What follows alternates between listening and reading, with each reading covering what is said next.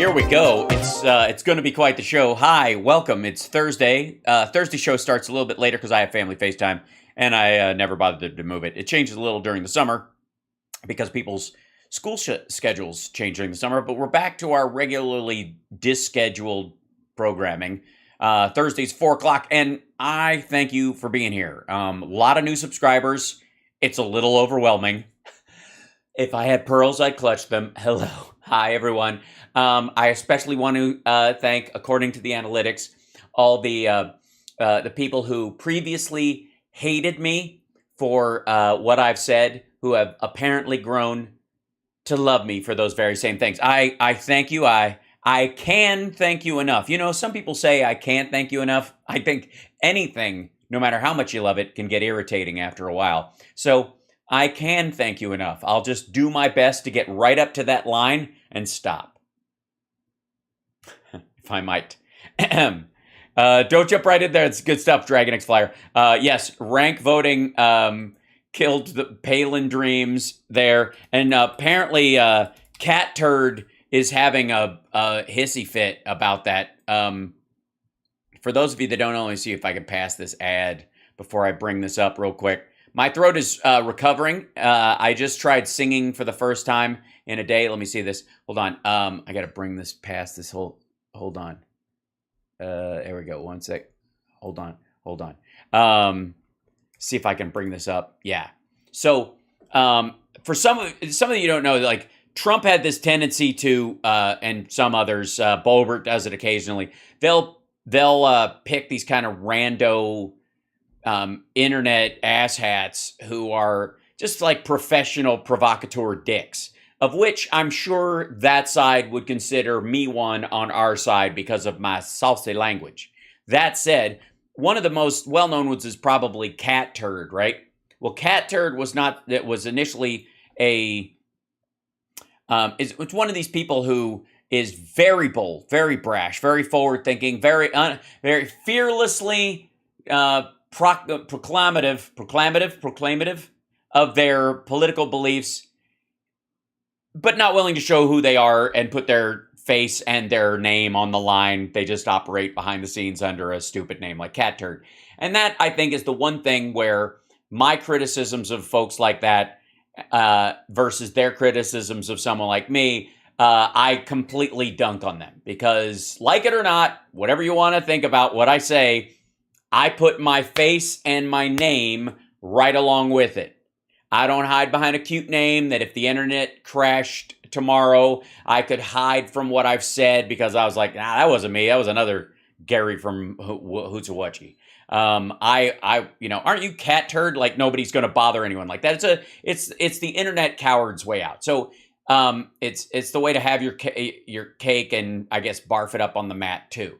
But this is the reaction that they're having to Sarah Palin coming in turd, no pun intended, in Alaska.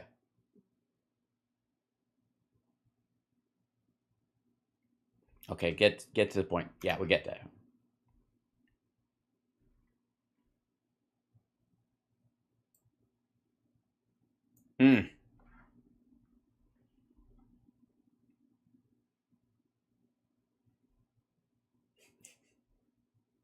Oh, sorry. Is it not playing? Hold on one second. Let me back it up. Beg your pardon.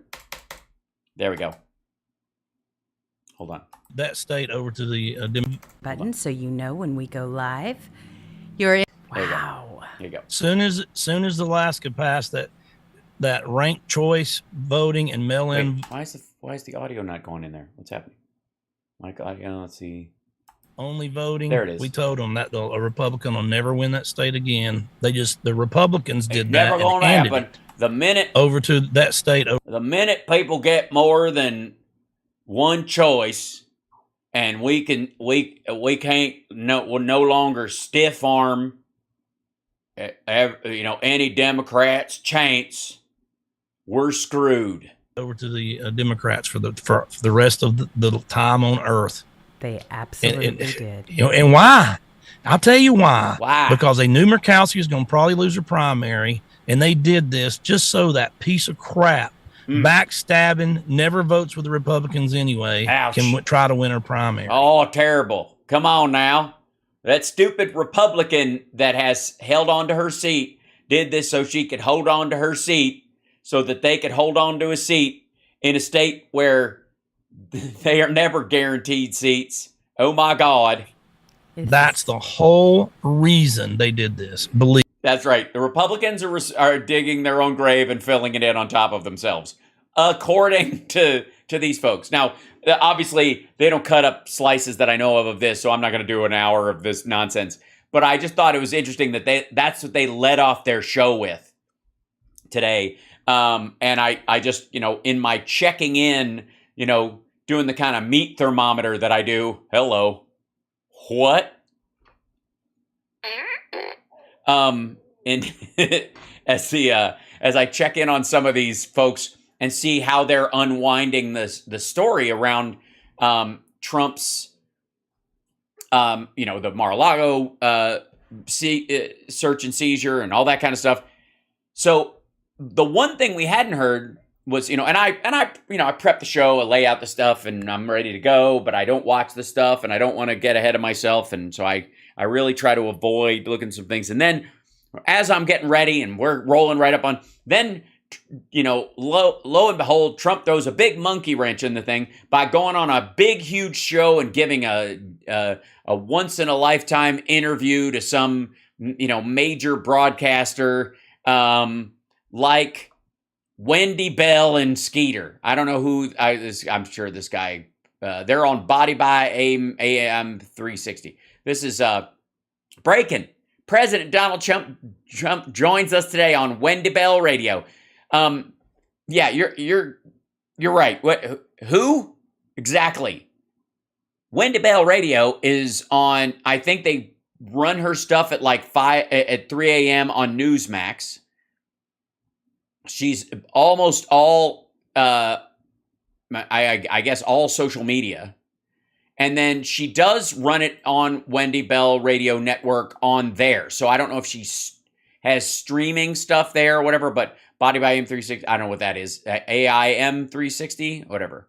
Wendy does like gold, apparently. She's one of these, gold is real money. Also buy Bitcoin. Also get your barrels of pancake batter because the nuclear holocaust is coming. Nancy Pelosi went to Taiwan. She works out. We're good to know about that. She sports the Simkovich Concussion Institute. Look, we can agree on that. Look at that. Piccadilly chimney sweeps. I didn't know. She's the first MAGA person that I know of that has gotten one of their sponsors from Chitty Chitty Bang Bang or Mary Poppins. Ireland contracting. Only good in Ireland. And the Battleground Spa. The what? Battleground Spa. That sounds painful. I do not need to go to a spa where they're crossing my Maginot line. I'm just saying it's not necessary. Anyways, so good old Wendy. They're getting ready to do this show, and it turns out, oh my God, Donald Trump wants to come on the show. Guys, here it comes.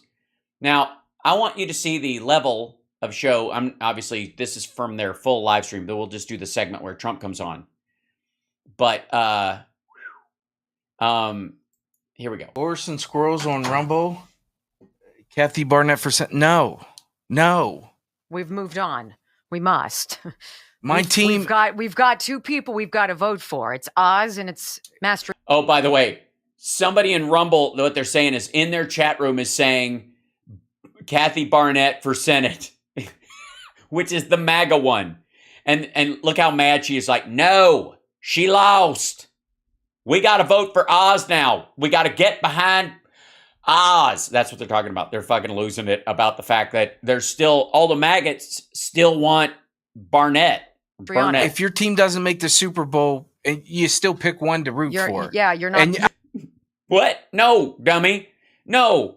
If your quarterback is out and you have to go to the Super Bowl with your second choice, with your second string quarter, then you keep going. It's your team. You don't pick another team. If your team, asshole, you just told them to vote Democratic or I guess write someone else in. You're I don't not care if betting you're on the runner up. right. I don't care who you're rooting for. Chances are you're rooting against someone. Rooting against Yeah, that's the important thing. Don't root for somebody, root against them. Find someone to root against. It's the American dream. them, not for. If your team Oh my gosh, 666 right out of the gate. We have 666 people in the chat. Oh my gosh, I appreciate it. Welcome. Glad you could be here. Like and subscribe. Give a thumbs up. Support the show in any way that you can. Or if you can't, don't worry about it. But appreciate the people who do. Give them kudos when you see a super chat come through. Give them some love. And members, anybody who subscribes, let people know that we're glad they subscribed, especially on Twitch, where we got to keep our numbers up. I've just been terrible at that. team's not in it. Your team's not in it. Root against John Fetterman.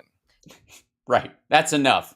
Yeah, root against him. Don't vote, but root against him. So, for those of you who are new to the program, and That includes everyone.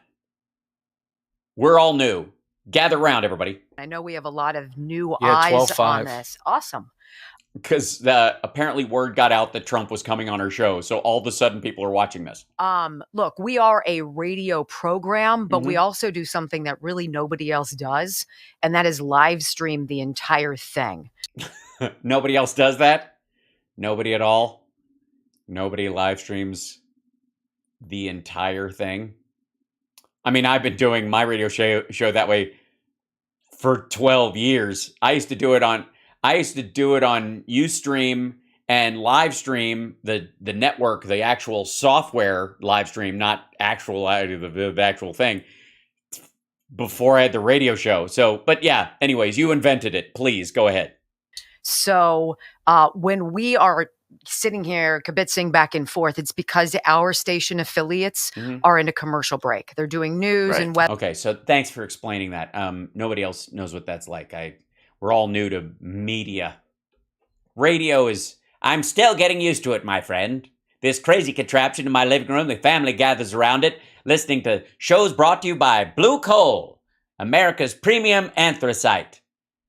And stay tuned for the shadow. Etc. So that's why we do this.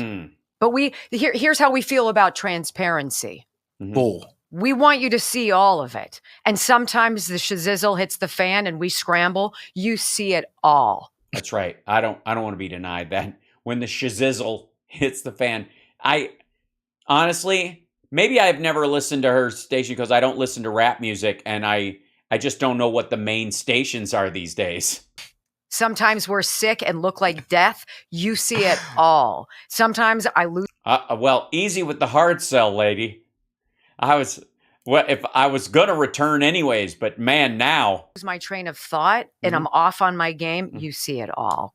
It's called real, and we believe in that. That's right. We believe in broadcasting drifty chains of thought. I mean, honestly, speaking of losing your train of thought, let's go to our live interview with Donald Trump. And we're committed to that. You're committed to losing our train of thought and letting the shizzle hit the fizzizzle. Every day. Yes. I'm guessing. Okay.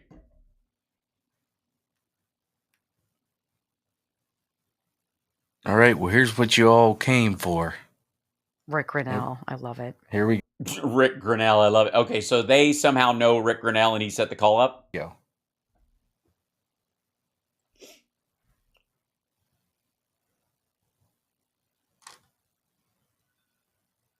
This is good so far. It's great. By the way, the reason she has headphones in like that right now is because she's calling him on her phone, and the phone, I think, is either split plugged in or I don't know. It's very weird.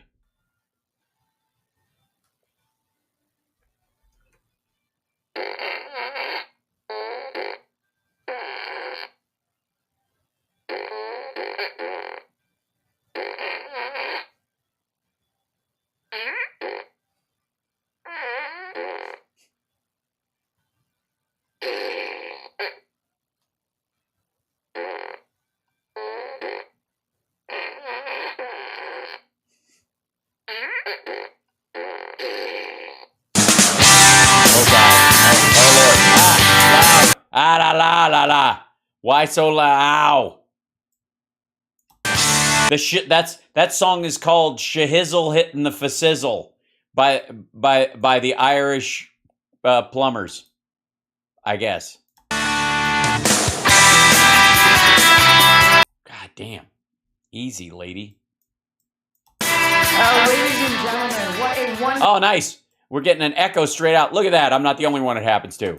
day to be an American. Welcome to Dodger Stadium. Please give it up for Donald John Trump. And such an honor to welcome to all of you, President Donald J. Trump to the Wendy Bell radio program. Sir, so great to have you. Welcome.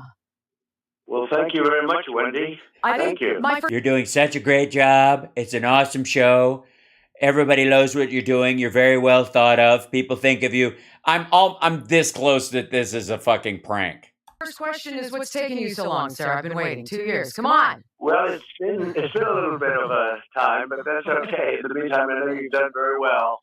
You've done very, very well. We're proud of you. Well, I appreciate hearing your voice, sir. You know, I call Pennsylvania the land before time because things here are so Okay, they fixed the echo. Good. ridiculously backward. She's in Pennsylvania, and it's the land before time because things are so backwards.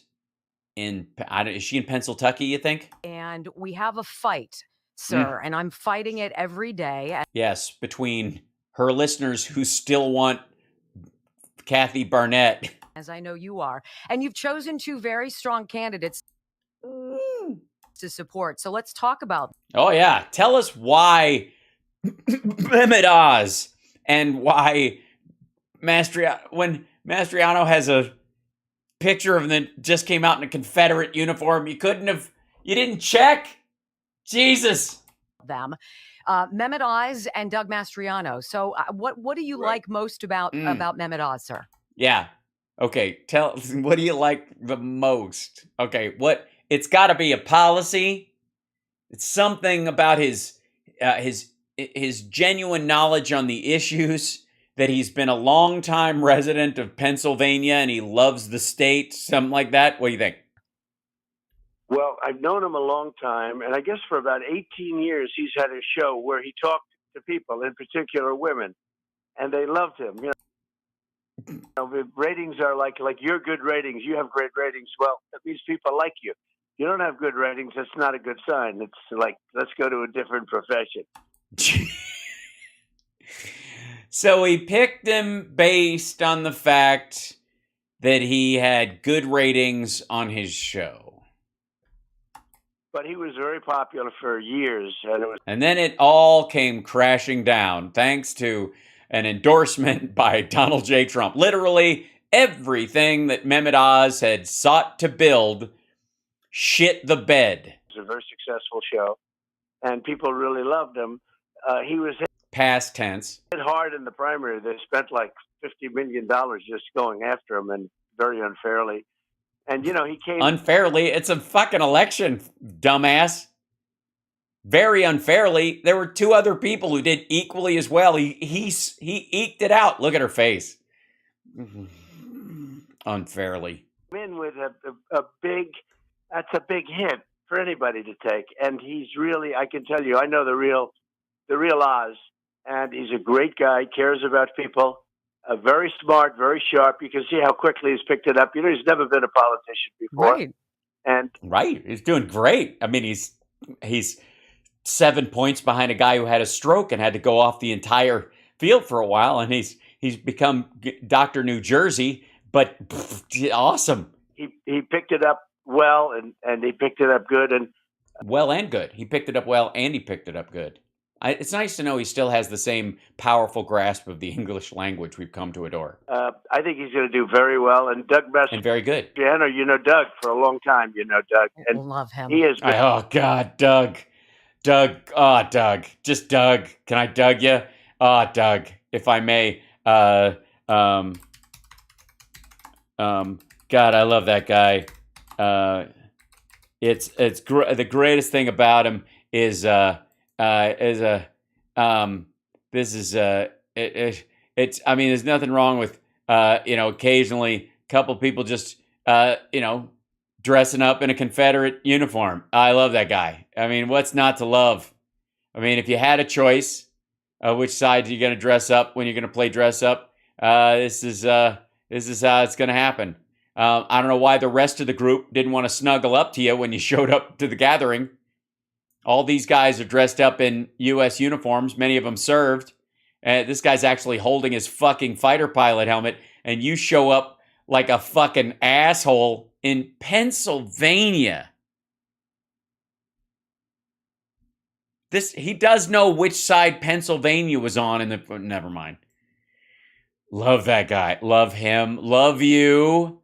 Love it. Love. Just lovety love. Love it. Tacitly love. He's been MAGA from day one. Yeah, we can tell by his outfit. He's been right there from day one. And he's a great guy. And I hear he's doing really great. Do you? Well, you hear wrong. Well, there is a lot at stake here, sir. And I have to say, a lot of people, when they look around in our country today, the unraveling. Yes, the unraveling of infrastructure. No, the unraveling of our being in Afghanistan. No, that's right. The unraveling of NATO. No, that's right. The unraveling of our relationship with Taiwan. No, okay. The unraveling of unemployment just going in the gas prices going down 10 weeks. Motherfucker. Of what you did. Well, okay, yes, that's true. Unraveling of what he did, which was not a lot. It didn't take long. To make America great, the demonizing of those of us who support this philosophy that it is America first. But take the TM off of it and tell me what the fuck you're talking about. Like, let's put aside the fact that anti-Semites and proto-Nazis back in the 30s and 40s used that phrase as a way to kind of get the American people, as a manipulation point to get the American people to not get involved in World War II. Let's put that aside for a second and just take it at face value. America first. How? Where the fuck did they ever put America first? Even in the building of the wall was just kind of like putting the border on autopilot. Even in trade deals. How? The Abraham Accords. Why is that America first? That was peace in the Middle East, Israel, no longer at war with three countries it wasn't really at war with. It was opening of commercial lines between those four countries, three countries in Israel. So fucking what? Not bad, not necessarily good, just something you should expect as a normal fare in the world as far as foreign policy. Certainly not peace in the Middle East. Again, not a shot fired between Israel and these three countries since what, the 40s, the 50s, maybe, if they did. Where's the America first part in any of this shit? If America first, then why not pass an infrastructure bill? If America first, why not improve our public schools and public universities? Why, if America first, why didn't he do any of the reshoring of factories that we're seeing right now? I mean, honestly, it's one thing to actually to use that as a phrase, and it's kind of ridiculous posturing language about it, but it is also absolutely fucking hollow. I would rank America first the way they use it right up there with their use of the word freedom and the use of the word patriot. They don't mean any of them. There's a lot of despair in this country. How do we right this? Well, here's a good idea. Get a fucking job. Grab a shovel. There's infrastructure projects going up all over the goddamn place. What do you mean despair? You're on the radio, lady. You can afford to lose your train of thought while you're doing your job and still keep it, apparently. What's that like? So I don't think there's ever been a time like it. People they're deranged. Yeah, okay. Of course, they call it Trump derangement syndrome, right? But Amen. We had the strongest border we've ever had in history, and now we have No, COVID stopped people coming across the border. The wall didn't work apparently at all. probably the worst border in the world because Not even a third world, like bullshit. Like people were stampeding from Afghanistan to Iraq. He didn't know what the fuck he's talking about. This one's dumb too. I can't believe he even bothers to say it. Well, that's not true. I totally believe he says it. I can't believe it just pours in this woman's ear and out to her listeners as easily as it does. no third world country would allow people to come in like they come in here. We have, and I think it's Well, I guess technically speaking, what he means is like African countries that open fire on refugees. Just saying, like that may be the point he's actually making, which is gross. got to be millions more than what they're talking about. They were talking. That's so true. That is so true. Oh, he's so sexy. I'm musking.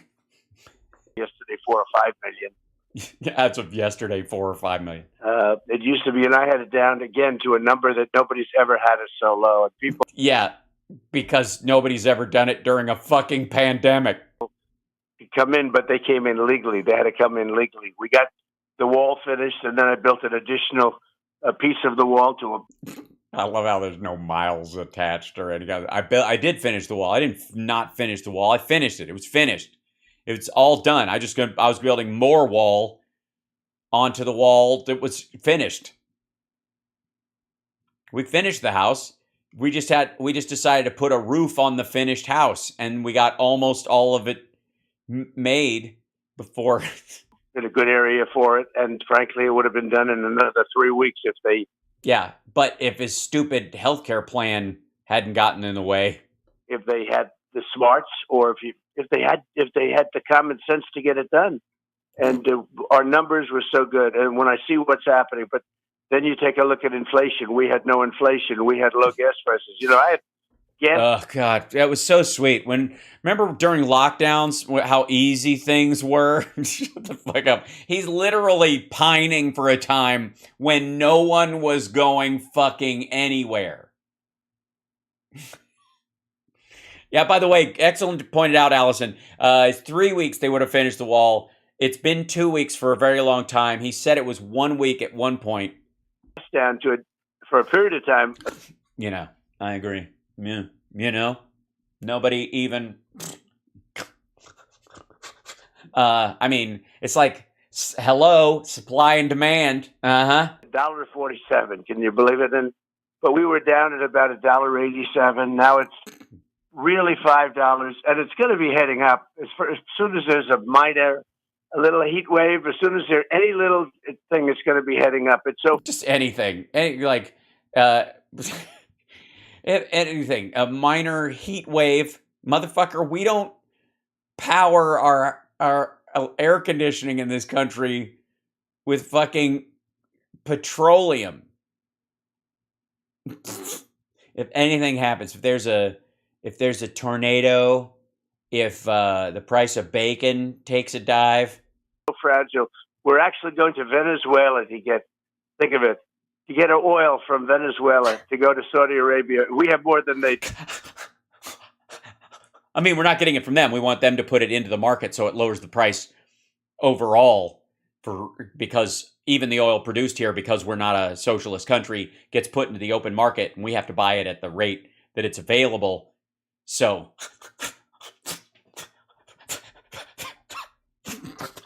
I mean, do.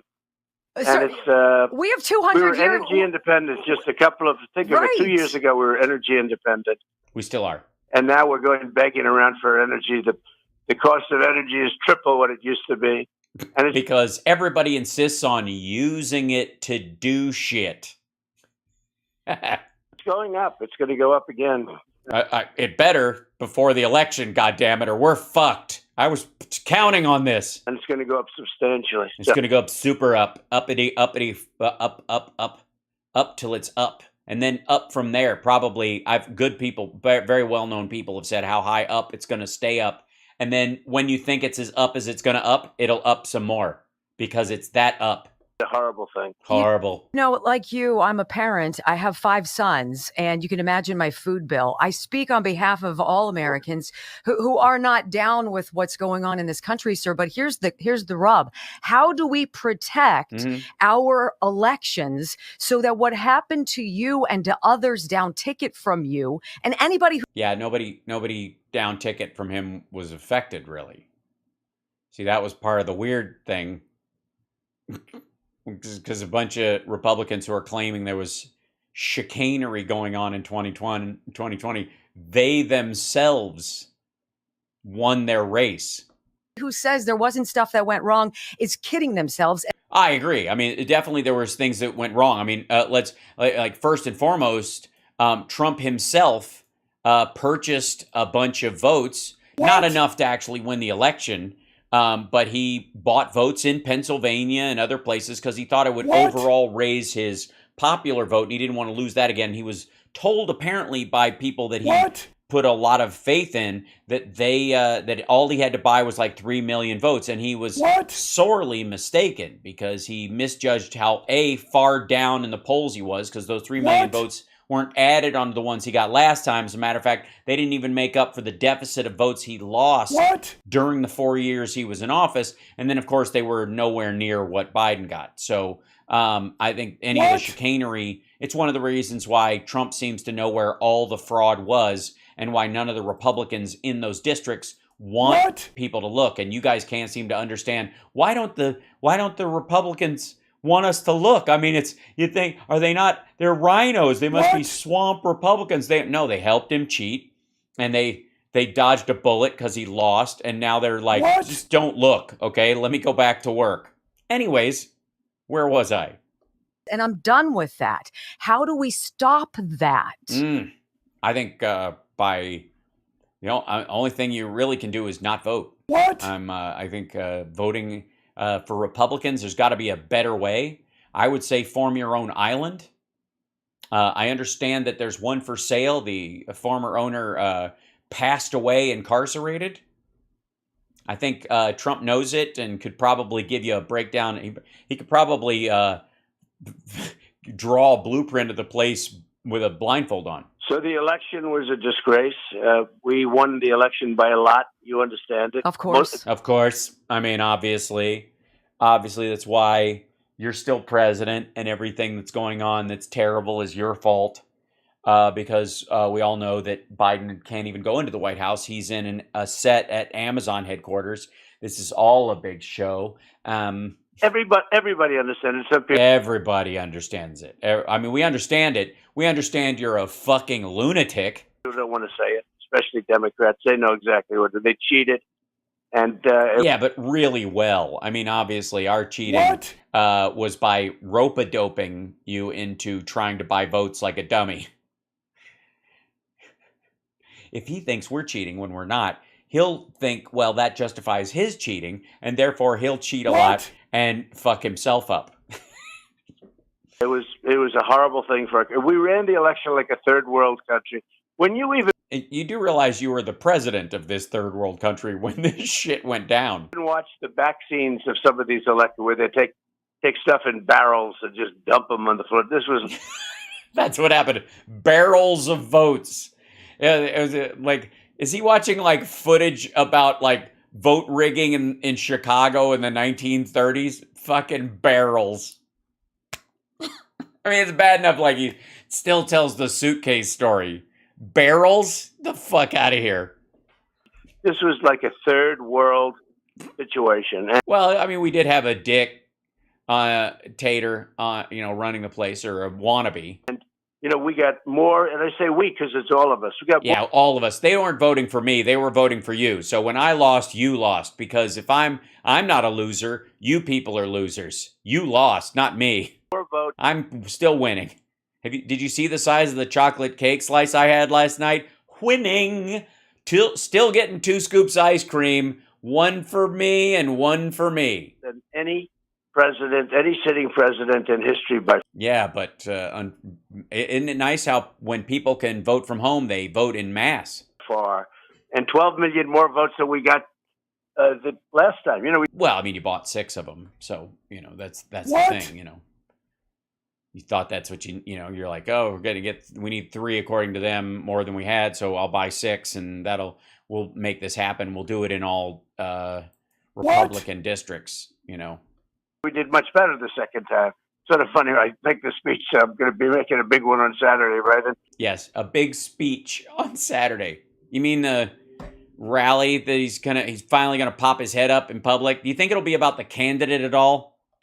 I say. By the way, Biden's giving a speech at 5:00. And let me see. I don't know that he's up yet, but we'll see. Hold on.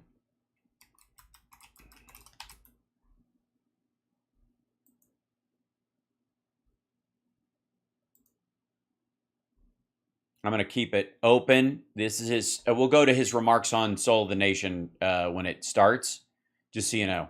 We did much better the second time. We did so much better. It was incredible. But we have a very dark system. We have a very dark system. A lot of dark people voting. Very dark-skinned people who are allowed to vote in very dark-skinned kind of districts. And they didn't seem to vote orange like we wanted them to. Very bad. We have a very bad dark people. The darker, the worse. The bad dark people that voted in a dark way. Crooked system. Now, a lot of changes were made, and you had all the mail-in ballots because that was one of sounds good. The Amen. Big factors. Yeah. Amen. I agree. Smartest thing he said so far. And cheating. Now, I will tell you, even with all these stuffed ballot boxes, all the things you saw 2,000 mules as an example. There's nothing, no games there. They have government tape of people stuffing. They have government tape. This motherfucker thinks that backpack. Oh, that's nice. Look at this. Hold on.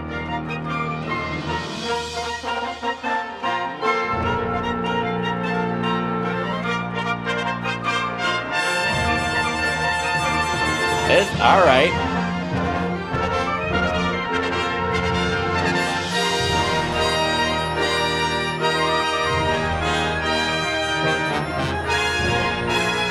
Jesus, that's lovely.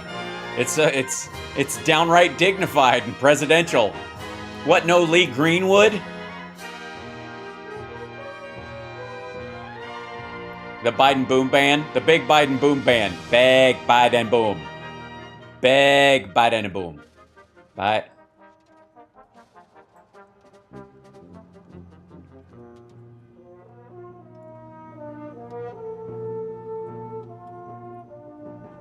I'm getting the feels. Folks, I stand before you as Dark Brandon. It wouldn't be hilarious if he just came out in a Batman outfit and went, Dark Brandon rises. I would just fall apart. Like, if just to fuck with people. If he did, like, he's up on the fucking top of the Liberty Bell and he just floofs down and it's a total stunt or something. They have some dude dressed like him come up, pull the cowl off, and it's Biden. It'd be so silly and hilarious. It's the only thing Trump would understand.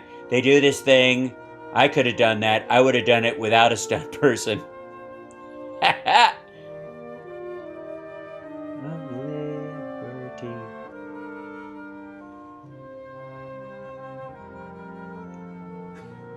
Here we go. He's going live in a minute, so we'll just stay with this for a minute. It's going to be nice. Hold on, let me see if I can... Yeah, make that a little bigger.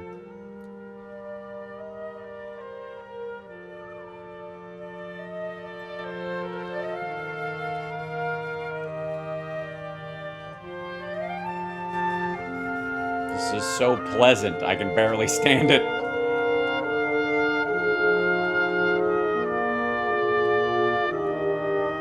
Not that I don't like the Village people.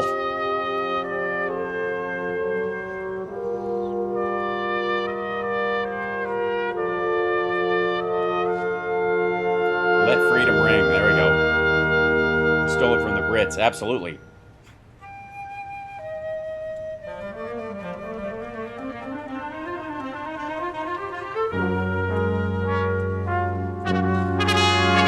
They are not, by the way, they are not messing around.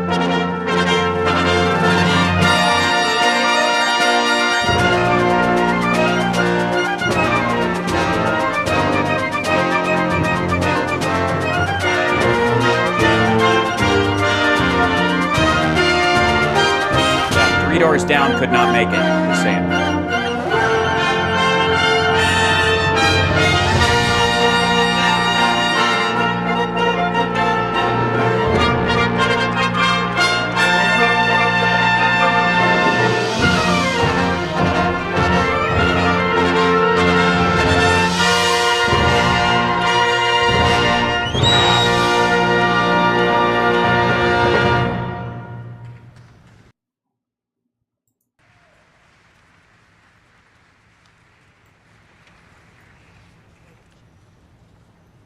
I think they're about to, yeah, it's 5:01. It's right up to that moment. So they're going to be, are they going to play his intro walk in, I guess, when they get a cue?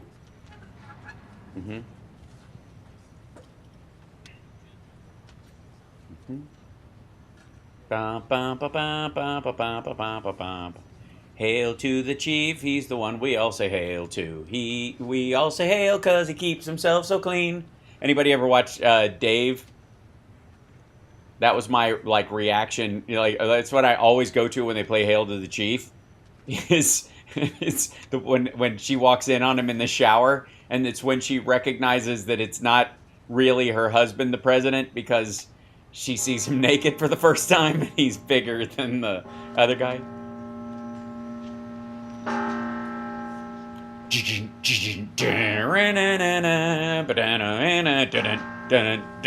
Sorry. Whenever I hear bells like that, I go straight to For Whom the Bell Tolls.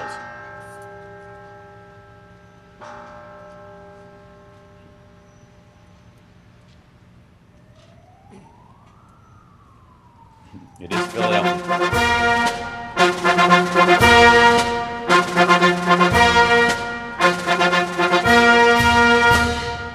Please welcome the President of the United States and Dr. Jill Biden.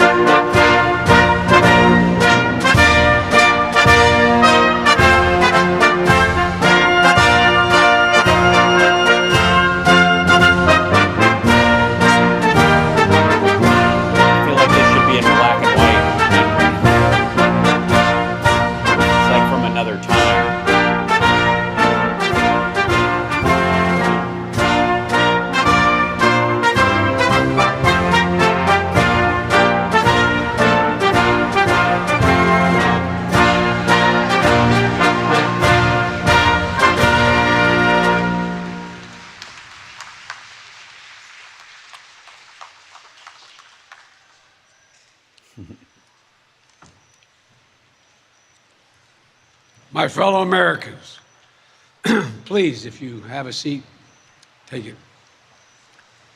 I speak to you tonight from sacred ground in America, Independence Hall in Philadelphia, Pennsylvania. This is where America made its Declaration of Independence to the world more than 2 centuries ago with an idea unique among nations. You just had that in America, we're all created equal. This is where the United States Constitution was written and debated. This is where we set in motion the most extraordinary experiment of self-government the world has ever known. With 3 simple words: we the people. We the people. These 2 documents and the ideas they embody, equality and democracy, are the rock upon which this nation is built. They are how we became the greatest nation on earth. They are why, for more than 2 centuries, America has been a beacon to the world. But as I stand here tonight, equality and democracy are under assault. We do ourselves no favor to pretend otherwise.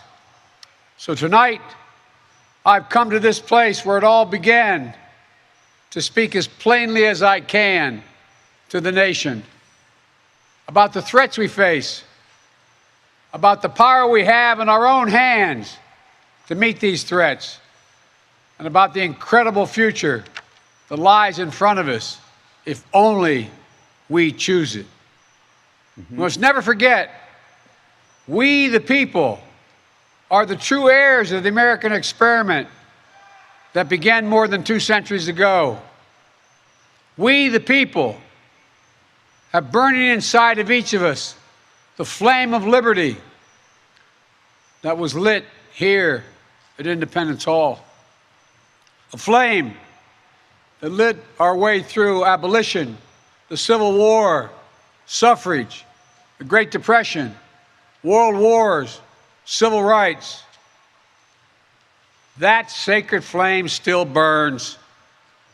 Now in our time, as we build an America that is more prosperous, free, and just. That is the work of my presidency, a mission I believe in with my whole soul. But first, we must be honest with each other. I like the and dark with Brandon ourselves. background, by the way. Too much of what's happening in our country today is not normal. Donald Trump and the MAGA Republicans represent an extremism that threatens the very foundations of our republic. Now, I want to be very clear up front. Not every Republican, not even the majority of Republicans are MAGA Republicans. Not every Republican embraces their extreme ideology. I know, because I've been able to work with these mainstream Republicans. But there's no question that the Republican Party today is dominated, driven, and intimidated by Donald Trump and the MAGA Republicans. And that is a threat to this country. These are hard things. But I'm an American president, not a president of red America, blue America, but of all America. And I believe it's my duty to level with you, to tell the truth, no matter how difficult, no matter how painful. And here, in my view, is what is true. MAGA Republicans do not respect the Constitution. They do not believe in the rule of law. They do not recognize the will of the people. They refuse to accept the results of a free election. And they're working right now, as I speak, in state after state, to give power to decide elections in America to partisans and cronies, empowering election deniers to undermine democracy itself. MAGA forces are determined to take this country backwards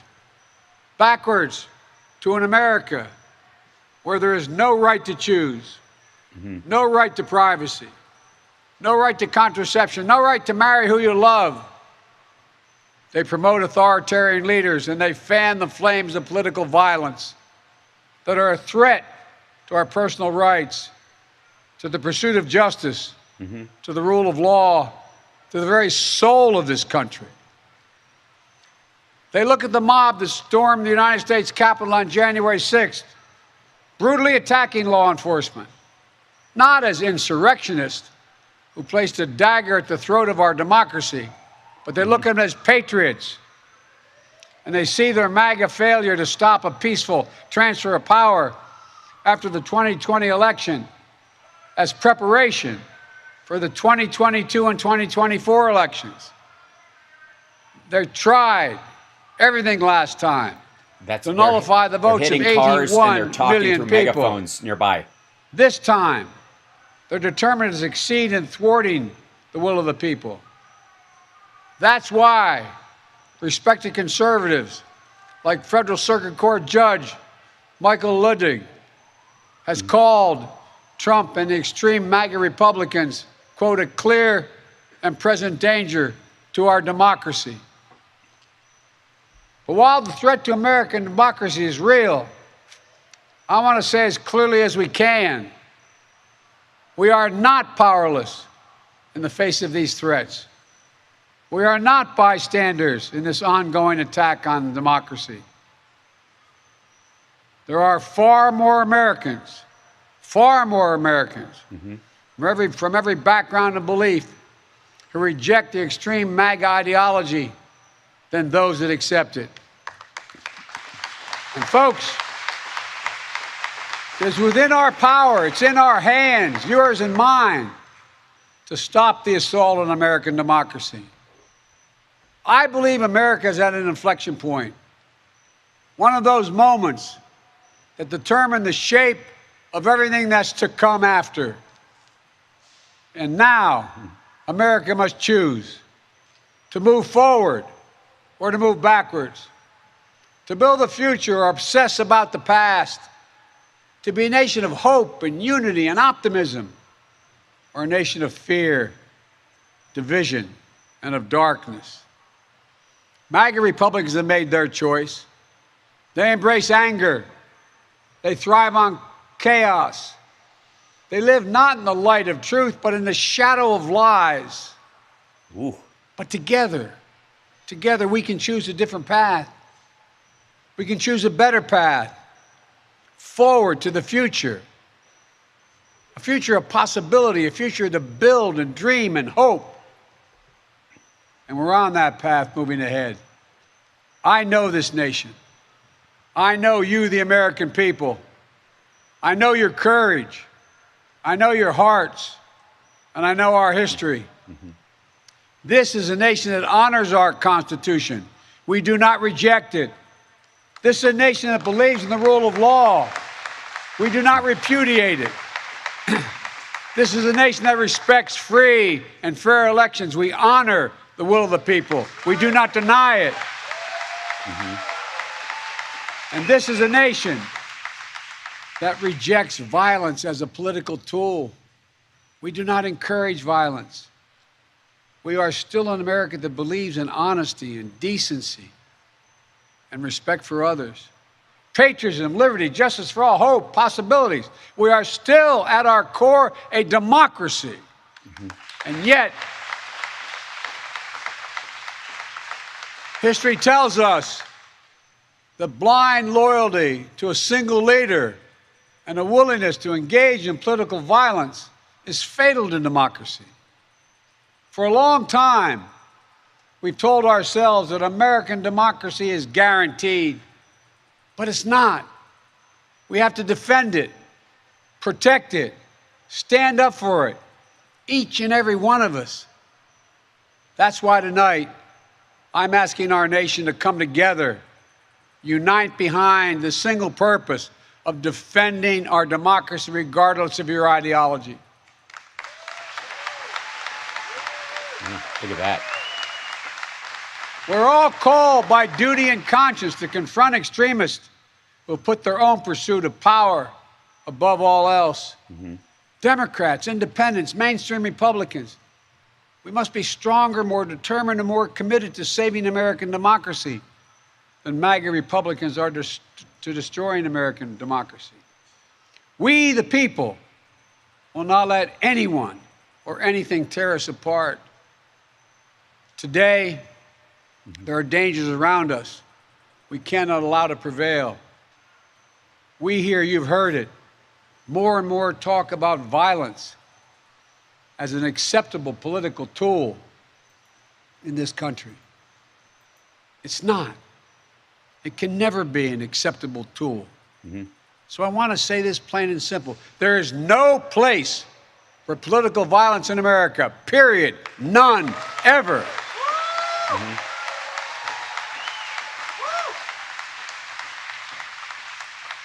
We saw law enforcement brutally attacked on January the 6th.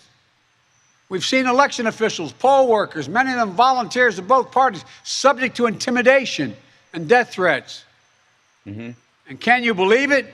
FBI agents, just doing their job as directed, facing threats to their own lives from their own fellow citizens.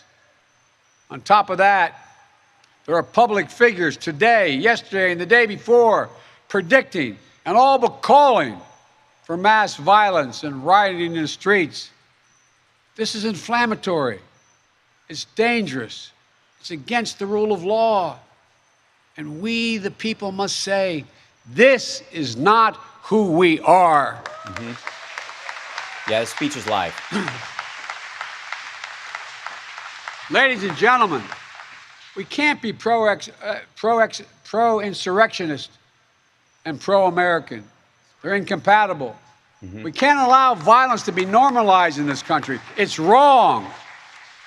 We each have to reject political violence with all the moral clarity and conviction this nation can muster. Right. Now.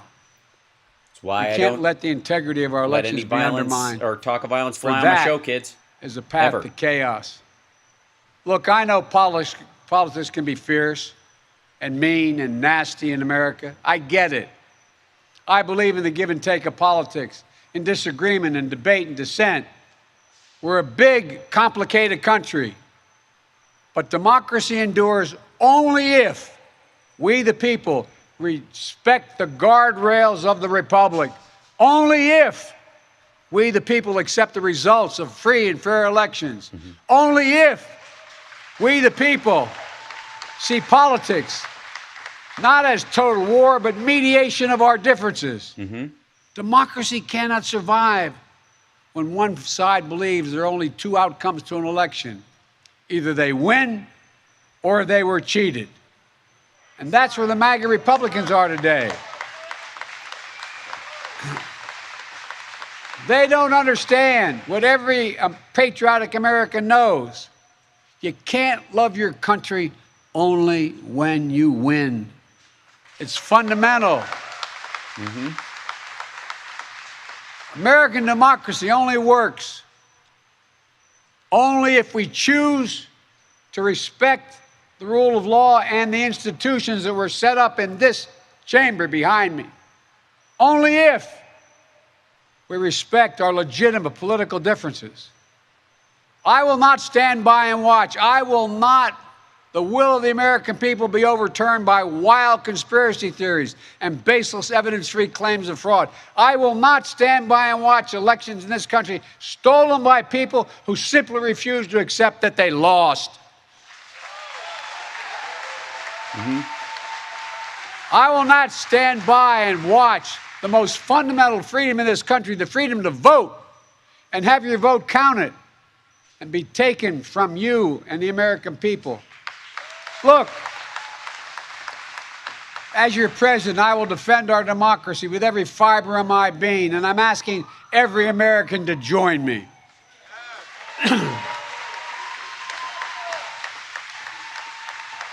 Throughout our history, America has often made the greatest progress coming out of some of our darkest moments, like you're hearing that bullhorn. I believe we can and must do that again. And we are.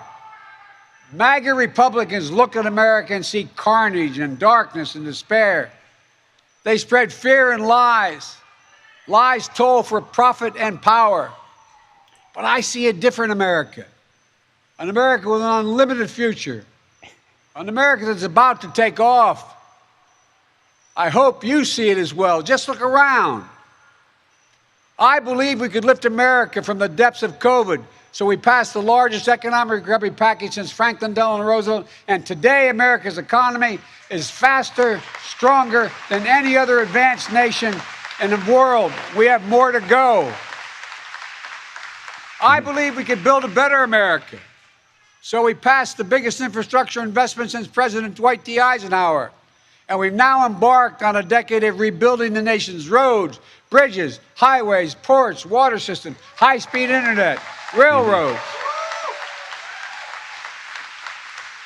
I believe we could make America safer. So we passed the most significant gun safety law since President Clinton. I believe True karate, Joe. we could go from being the highest cost of prescriptions in the world to making prescription drugs and healthcare more affordable. So we passed the most significant healthcare reform since President Obama signed the Affordable Care Act. And I believe we could create a clean energy future and save the planet. So we passed the most important climate initiative ever.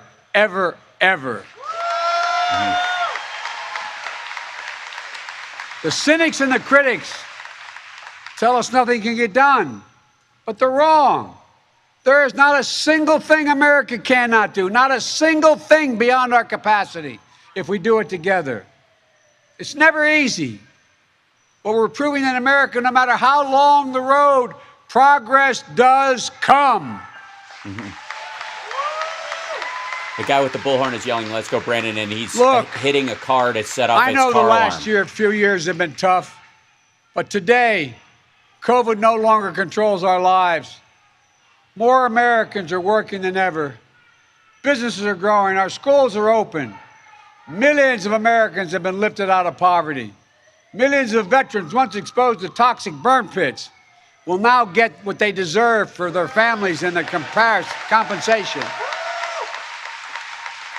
American manufacturing has come alive across the heartland, and the future will be made in America.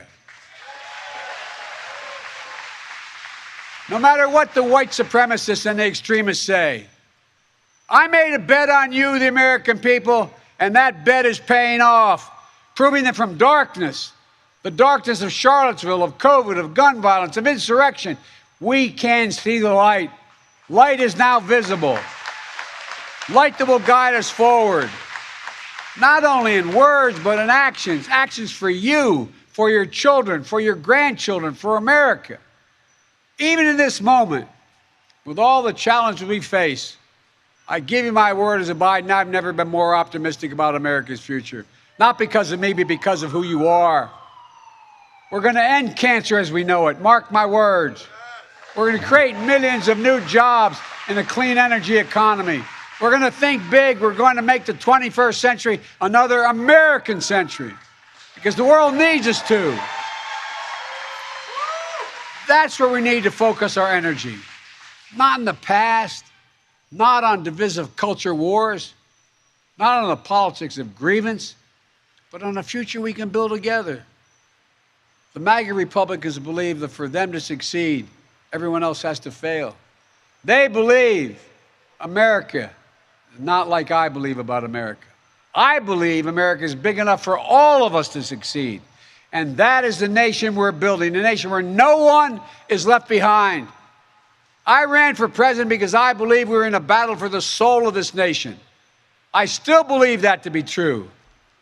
I believe the soul is the breath, the life, and the essence of who we are. The soul is what makes us us. The soul of America is defined by the sacred proposition that all are created equal in the image of God, that all are entitled to be treated with decency, dignity, and respect, that all deserve justice and a shot at lives of prosperity and consequence, and that democracy must be defended, for democracy makes all these things possible. Folks, and it's up to us. Democracy begins and will be preserved in we, the people's habits of the heart, in our character, optimism that is tested yet endures, courage that digs deep when we need it, empathy that fuels democracy, the willingness to see each other not as enemies but as fellow Americans. Look, our democracy isn't perfect. It always has been. Notwithstanding those folks you hear on the other side there. They're entitled to be outrageous. This is a democracy. But history and common sense.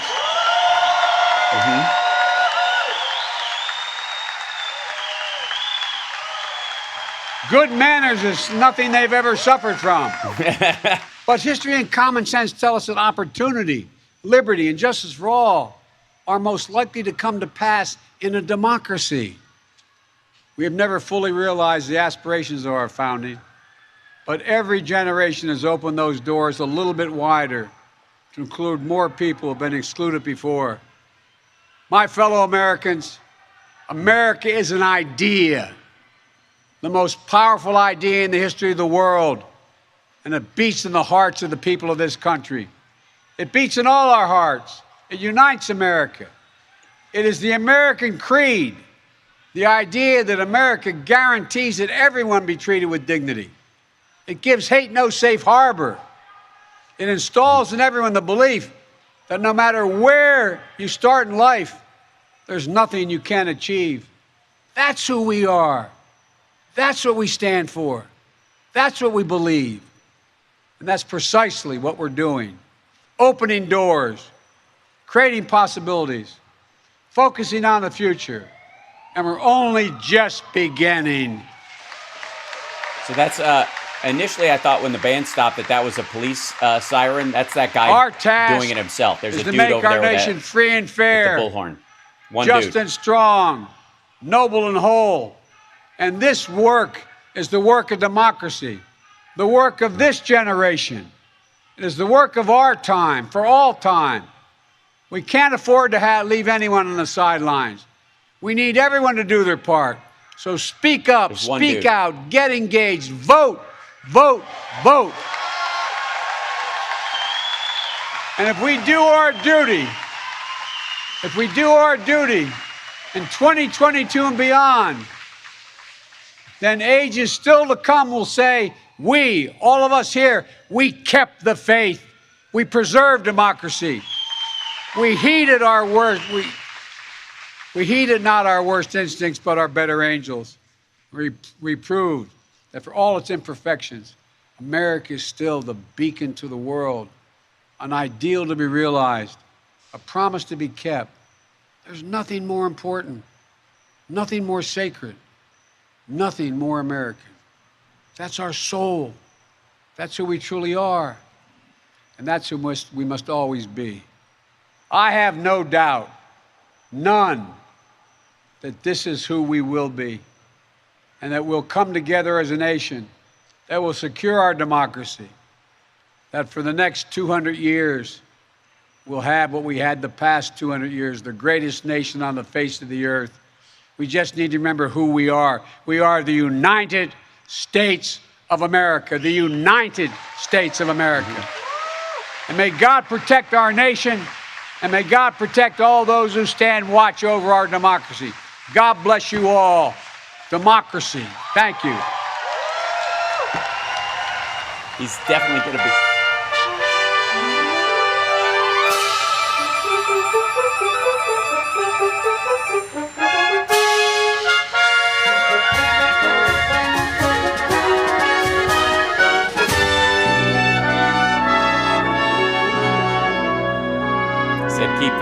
Said keep the faith to the people in the crowd there.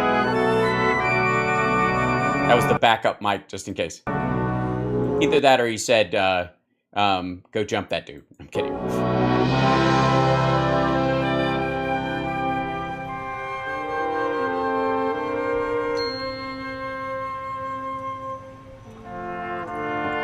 That's cool. Look at the walkway going. That's, you know, hey, we have all these light strips. Might as well use them. By the way, that's the path to my house actually does that when guests show up. I'm just saying. I think it was very telling, more than anything else, and I'll say this.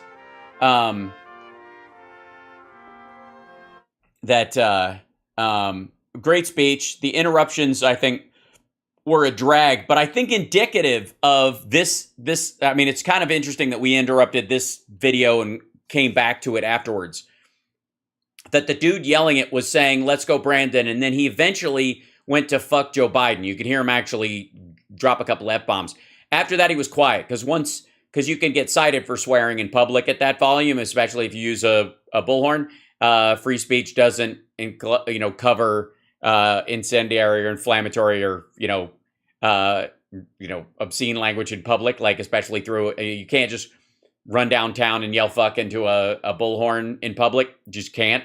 So he met the end of that one. That's why it stopped, essentially, is once he switched from just saying the "Let's Go Brandon," he didn't recognize that one of the reasons why that became a thing at NASCAR, for example, is because they could get away with it because they didn't F-bomb. You didn't get kicked out of the stadium.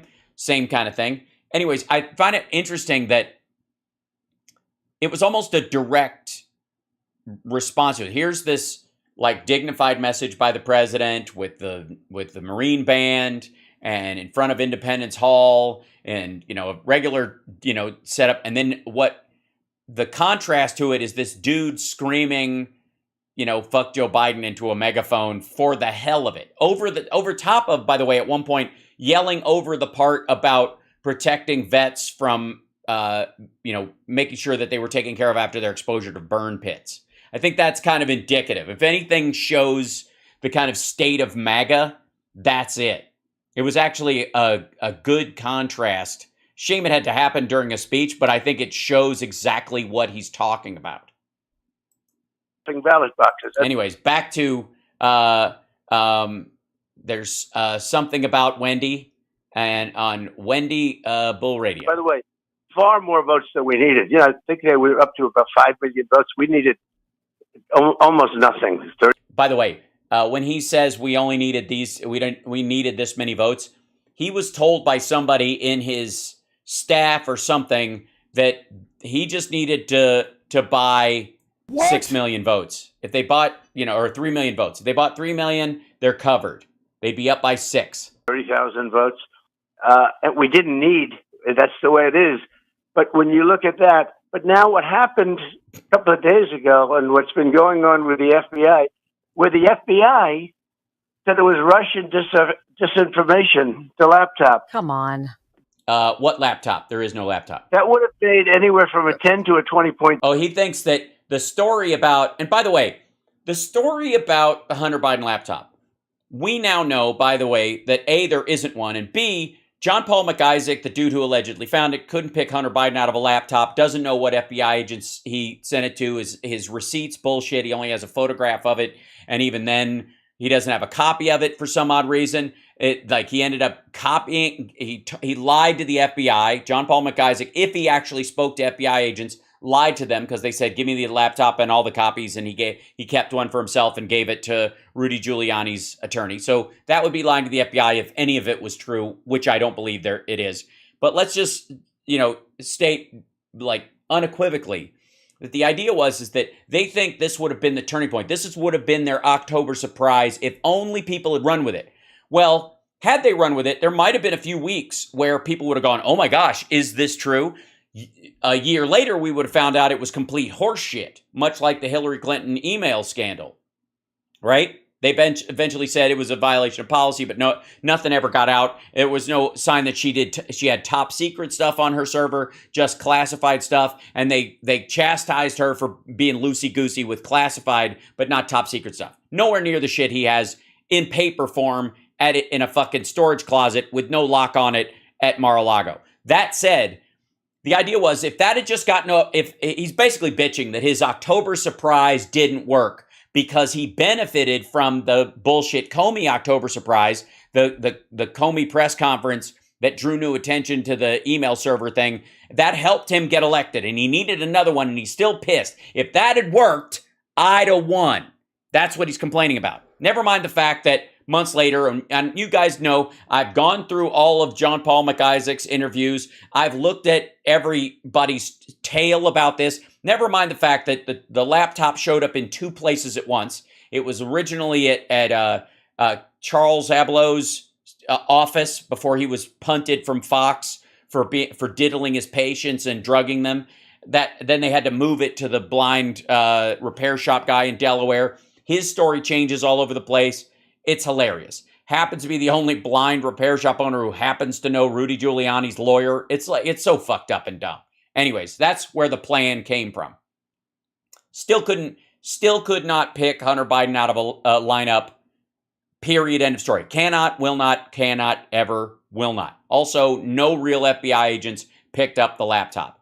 Garbage, silly, stupid. Also, other files, he's even said, have been added to the hard drive he gave Rudy after he gave it to him. It's just silly.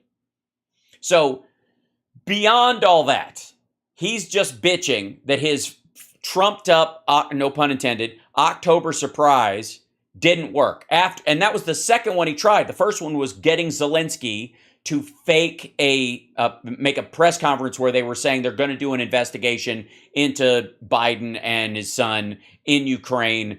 That didn't pan out. So they fell back onto this bullshit laptop story, of which there is not one. There is no laptop. It's why everybody fucks up. It's why Bannon says hard drive from hell. There isn't one. Difference. 100%. 100%. They would have totally, if they'd have known the whole story, they would have been calling for you to go to jail, not just not get voted back in. The problem I have most of all about the Hunter Biden laptop story, and it is a story, is when it started. Allegedly, the laptop itself, as they say, or the hard drive copy of what was on the laptop, was available to Rudy and his team in January of 2020. They didn't start using the story until after, for the most part, until after the Zelensky attempt failed. Because they knew it was a Hail Mary and it was bullshit and they didn't have the laptop, so they couldn't, there were all kinds of holes. And if anybody asked the right fucking questions, the whole thing would eat shit. So they went with the Zelensky plan first. After that failed, they didn't have a fucking choice. So Rudy Giuliani was all in on trying to sell the idea that this laptop existed. The problem is, it doesn't. But they were hoping by the time you found out it was all bullshit, you would have voted with it. Simple Jack, go find a picture of the laptop. I can find a picture of top secret documents in Trump's office. Can you find a picture of Hunter Biden's laptop? Knock yourself out. And not the one that he willingly gave to the feds, to the IRS that they have. That one doesn't count. That's not the one that went to the repair shop. That doesn't count. The man has had laptops in his life. That's all we're talking about. We're talking about the one that was allegedly dropped off there, that was copied, and then copy upon copy upon copy was made, sold, and shuffled all over the fucking country. And so when you look, just that alone, I've had more people come up to me in the last 24 hours and say, wow, it really was rigged. Because they don't understand some of the complexities. You do. Yeah, they don't understand the complexities of, it's really complex when you don't have the laptop and you never had the laptop and no one ever had the laptop. And Rudy Giuliani flew to Ukraine and paid $5 million for a hard drive the Russians were selling for $3 million, and then went to Italy and then brought it back to the United States and concocted this bullshit scheme to say it came from this hard drive copy came from the laptop. Horse shit. Because that's your business. Right. But when they saw it's your business. Yes, it's Wendy's business. Wendy's got the business end of a laptop. That they said the election was rigged and stolen, and that's just one of many ways. Okay, first of all, it's not rigged and stolen if you lose on the merits. If you don't have fake compromat on your opponent. Ronald Reagan didn't beat Jimmy Carter or Walter Mondale because he had compromising information on them, and they didn't lose because of a lack of compromising information on Reagan. At some point, you're a fucking loser. If you need your opponent's son's crack pictures to win an election, you suck. You suck. You're a terrible... If you're already president and you need pictures of your opponent's adult son who can do whatever the fuck he wants, who's not an elected representative, doing crack or being with... If you need that to get reelected, you fucking suck. You're a terrible president. You're an awful candidate. When is that ever, honestly, can Can somebody walk up to this fucker and just say that? Why the fuck, if you were such a great president, did you need shitty pictures of Biden's kids smoking cigarettes in the bathtub to save your election? Hi, trolls, by the way. Good luck. Go for it. You tweet them to me. Go ahead. @HalSparks. Go find me a picture of the laptop. And the one he gave to the IRS doesn't count. We already covered that one. He gave that one. That's a real one. It has to have a Beau Biden sticker on it. Here's my question for anybody who brings up the laptop. On the laptop, there was a Beau Biden sticker, according to John Paul McIsaac. Was it a plastic sticker or a felt sticker or a fabric sticker? Was it soft like a backstage pass, or was it a hard plastic sticker? I'll wait. It was the defining characteristic. It's what made John Paul McIsaac open the laptop. Or originally, he said that's why he suspected that it was Hunter Biden's, even though now he says Hunter Biden dropped it off. But he still couldn't pick Hunter Biden out of a laptop because he can't see 6 inches past his face. But what was it? Any troll? Does anybody know? Anybody?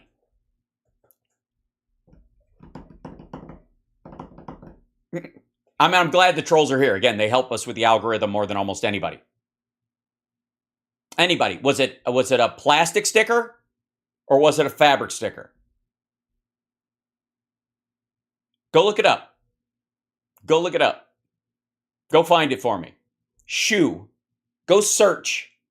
Yeah, was it scratch and sniff? How did he know? Was it laser etched on the back of it? Where was it? Where was it on the back? That too. Was it down on the lower part? Was it covering the Apple logo? When it was on, did the Apple logo light up a heart in the middle of the Beau Biden sticker? Was it up in the corner? Was it small?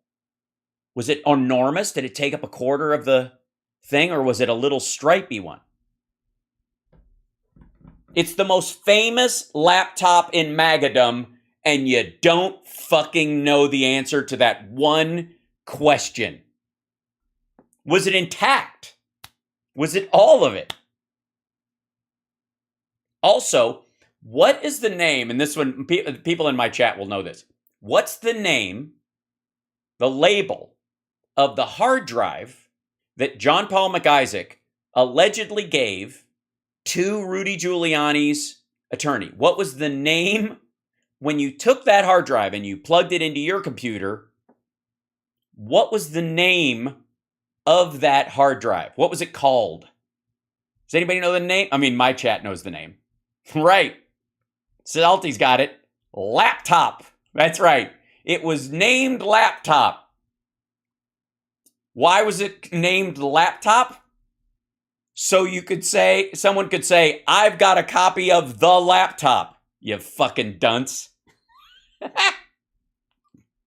But I'm not going to let you off you can't get off the hook that easy. Go tell me about the sticker. Go find out.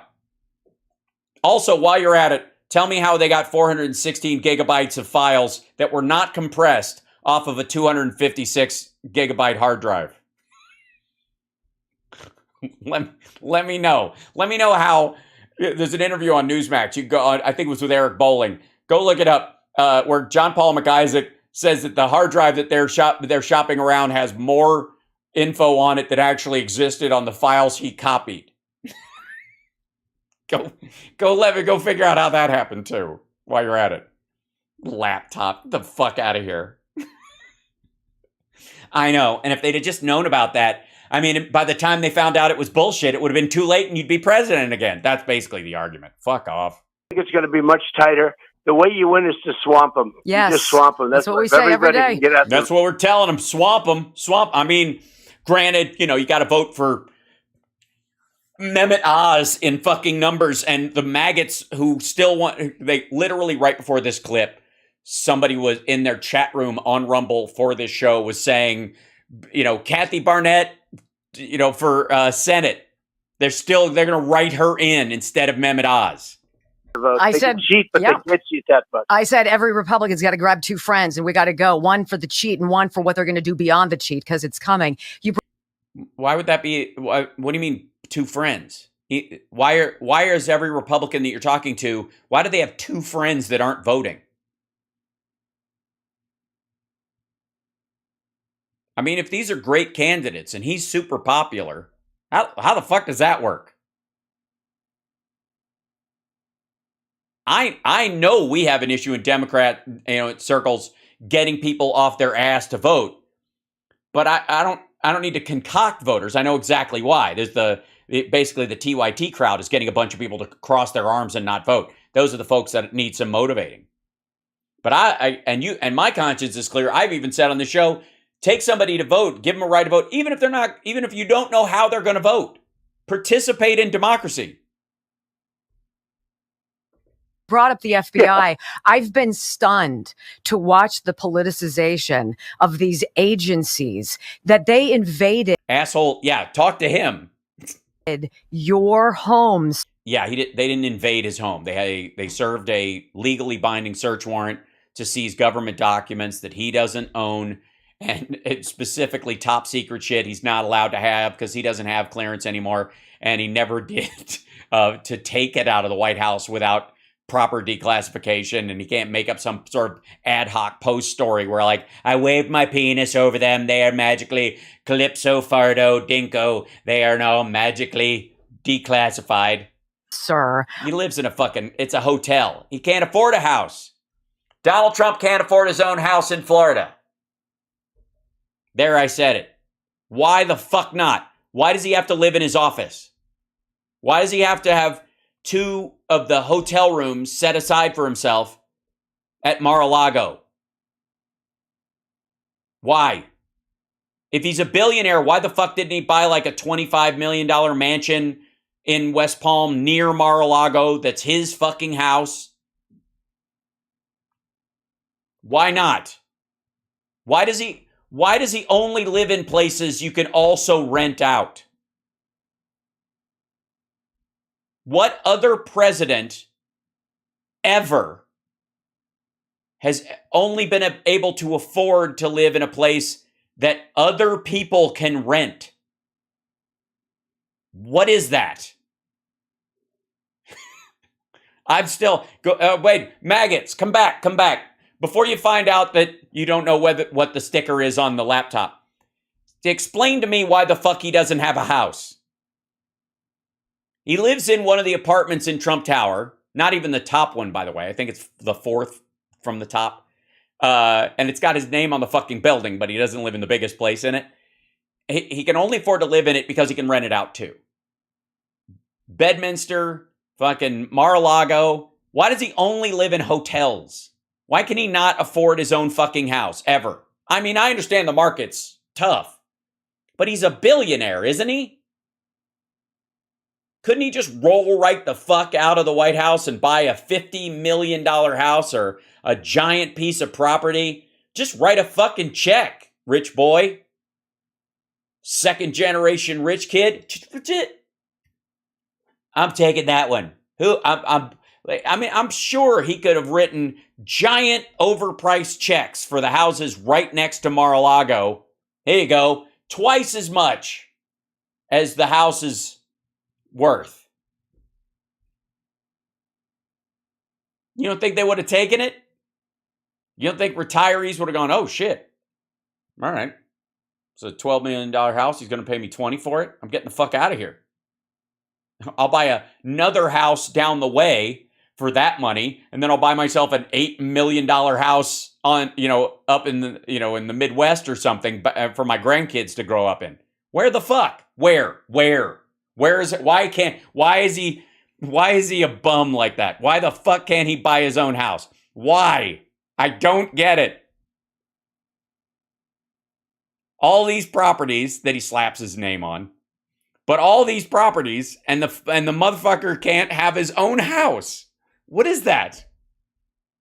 Why not? What is it? He just, because he wouldn't have any friends if he couldn't barge in on people's weddings? They fucking have weddings there. What other president has to rent his house out for weddings to afford it? What? I don't understand it. Yes, I know he's broke. Charisse, within the context of the allegation that he is somehow a billionaire. This woman thinks he's a billionaire. If you asked her right now, how many billions do you think Donald Trump is worth? She's never going to say below 10. If you shit talk him for an hour, she'll drop to 8. I have said on this program that my suspicion was they were looking for anything that you had to finger them for the Russia crap that they put on you and dragged America through for. But if he had that for 18 months, why the fuck didn't he show it to anybody? Why did he put out a picture book and not the Russiagate scandal, a total dissection? Like Russiagate for dummies. The fuck are you talking about? You think if he had exculpatory evidence that protected him and showed that everybody was after him, that that if there was some sort of deep state Illuminati, they wouldn't have taken it back in 2 days, much less fucking 18 months. And you don't think this asshole, if he had information that would have been exculpatory, he would have kept it to his fucking self, especially if he alleges now that he had declassified all of it? Get the fuck out of here. Yeah, they were coming to get his copies of shit they already have that he's not showing to anyone. What? Where'd all the trolls go? Seriously. For years. They went to go find out what the Beau Biden sticker looks like. They went to go Photoshop a Beau Biden Foundation sticker onto a laptop. They'll be busy for a couple of hours. What do you say? What do you think they were looking for? What's the story? Look at this. She's giving her TV lawyer tongue push. What do you think they were trying to find? Huh? You fucking... What do you think they were trying to find? Wow. I think they were looking for... Your Honor, permission to approach the bench? Everything but what they said. I mean, 'cause they were looking for everything but what they said. They wanted his childhood bicycle. I'm kidding, he can't ride a bike. They wanted his first driver's license. I'm fucking with you. He can't drive a car. They wanted the condom he used when he fucked Stormy Daniels. Ew. Something else that doesn't exist. you look at the corruption, you look at what's happened at the... You look at the corruption. What were they looking for, dummy? Everything but. They were looking for everything but. They just accidentally found a bunch of top secret shit I was keeping. The fuck? Over the last 10 years before... What's this? You get me? Papa, what are you doing? Is she Three Stooging us or what's happening? What is that? What's that in reaction to? You look at the corruption. I'm watching you, FBI, who does not watch the Wendy Bell show. What is that? I love this woman. This is I have to say, same interview exactly as Sebastian Gorka, but way easier to deal with. Just less, more precocious, less pompous. Always good. To finger them for the Russia crap that they put on you and dragged America through for years. What do you say? What do you think they were looking for? What's the story? I think they were looking for everything but what they said. Oh, she's doing a tongue jut even. If I was a QAnon, I would say that makes her a lizard person. But I'm better than that. I mean, because you look at the corruption, you look at what's happened at the FBI over the last 10 years before me. But you look at the thing. What is that? What is that to him or to us? Is that does she think she's being monitored through? Did she just spot the camera on her computer? Like, I'm in any Enemy of the State. I'm the Gene Hackman character. I just discovered there's a camera pointed at me. Nyah, nyah, nyah. Boink.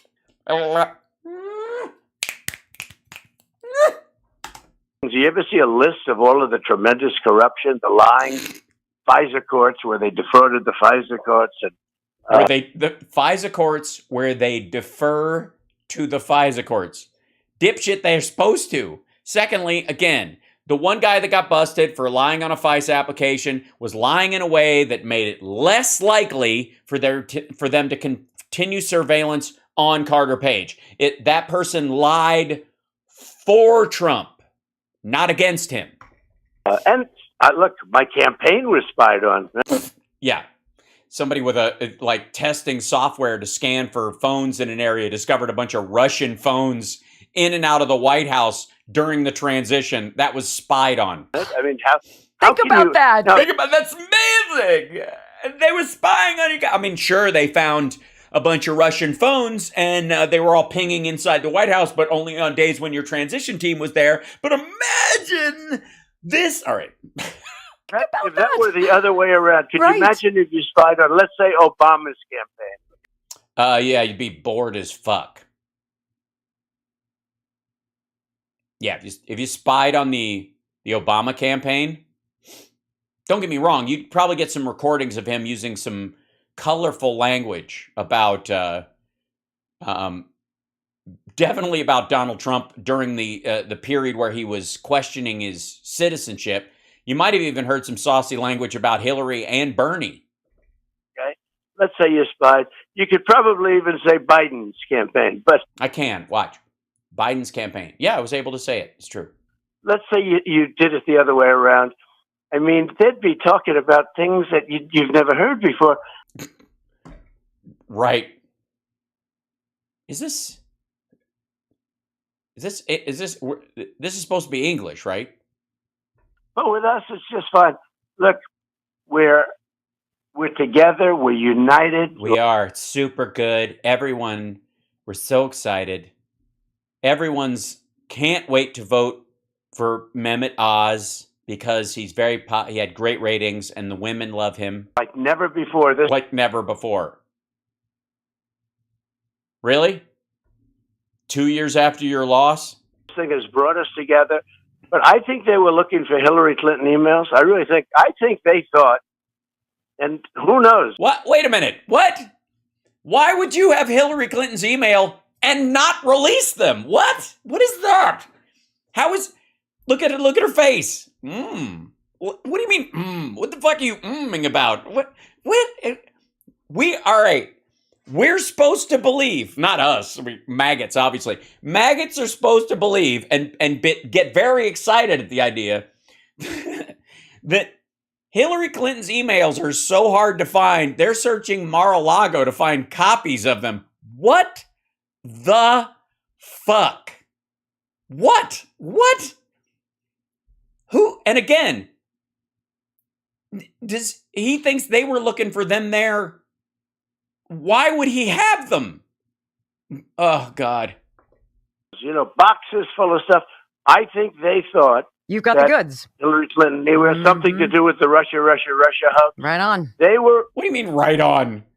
If he had them, why was he sitting on them? Why would they think he took them? Where are they then? If they're like, wait a minute. You guys seen the box of Hillary Clinton emails around here anywhere? I thought you had them. Donald! What? They were afraid that things.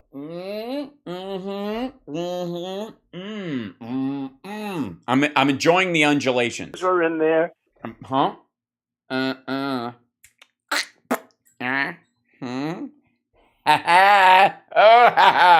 This woman gestures more than Russell Brand. Part of their scam material, because that's what they are, the scammers. Agreed. Part of their scam material, because that's what they are. They're scammers. It's a scam. They're scamming. We caught them scamming. They're scamists. And they would think that things were in there having to do with, can you imagine Hillary Clinton deleted and then acid washed? Right. 30, and then, by the way, And then they somehow ended up in a closet, an unlocked closet at Mar-a-Lago. What? What is that? Honest to God, up to this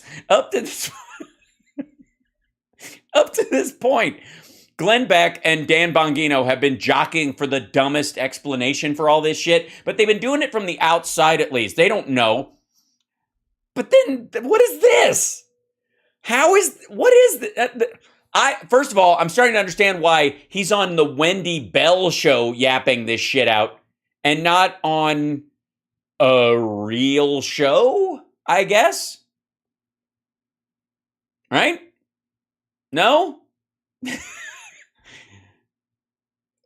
I mean, he's not being interviewed. I mean, I think they carry her on Newsmax, Ass in the Morning or something, maybe, or parts of it, or... all right. Then, by the way, knock the hell out of our phones with hammers, okay? Can you imagine this?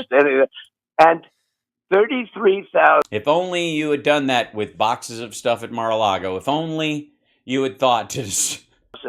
emails after getting a subpoena. Right. Can you imagine if I did that? No. I mean, it's just unbelievable. I want and nothing happened. No, I can't imagine you bleach bitting or smashing a hard drive or emails because you don't use email. I can't imagine you being a complete dumb fuck and stealing top secret documents and storing them at a hotel you stay at part of the year.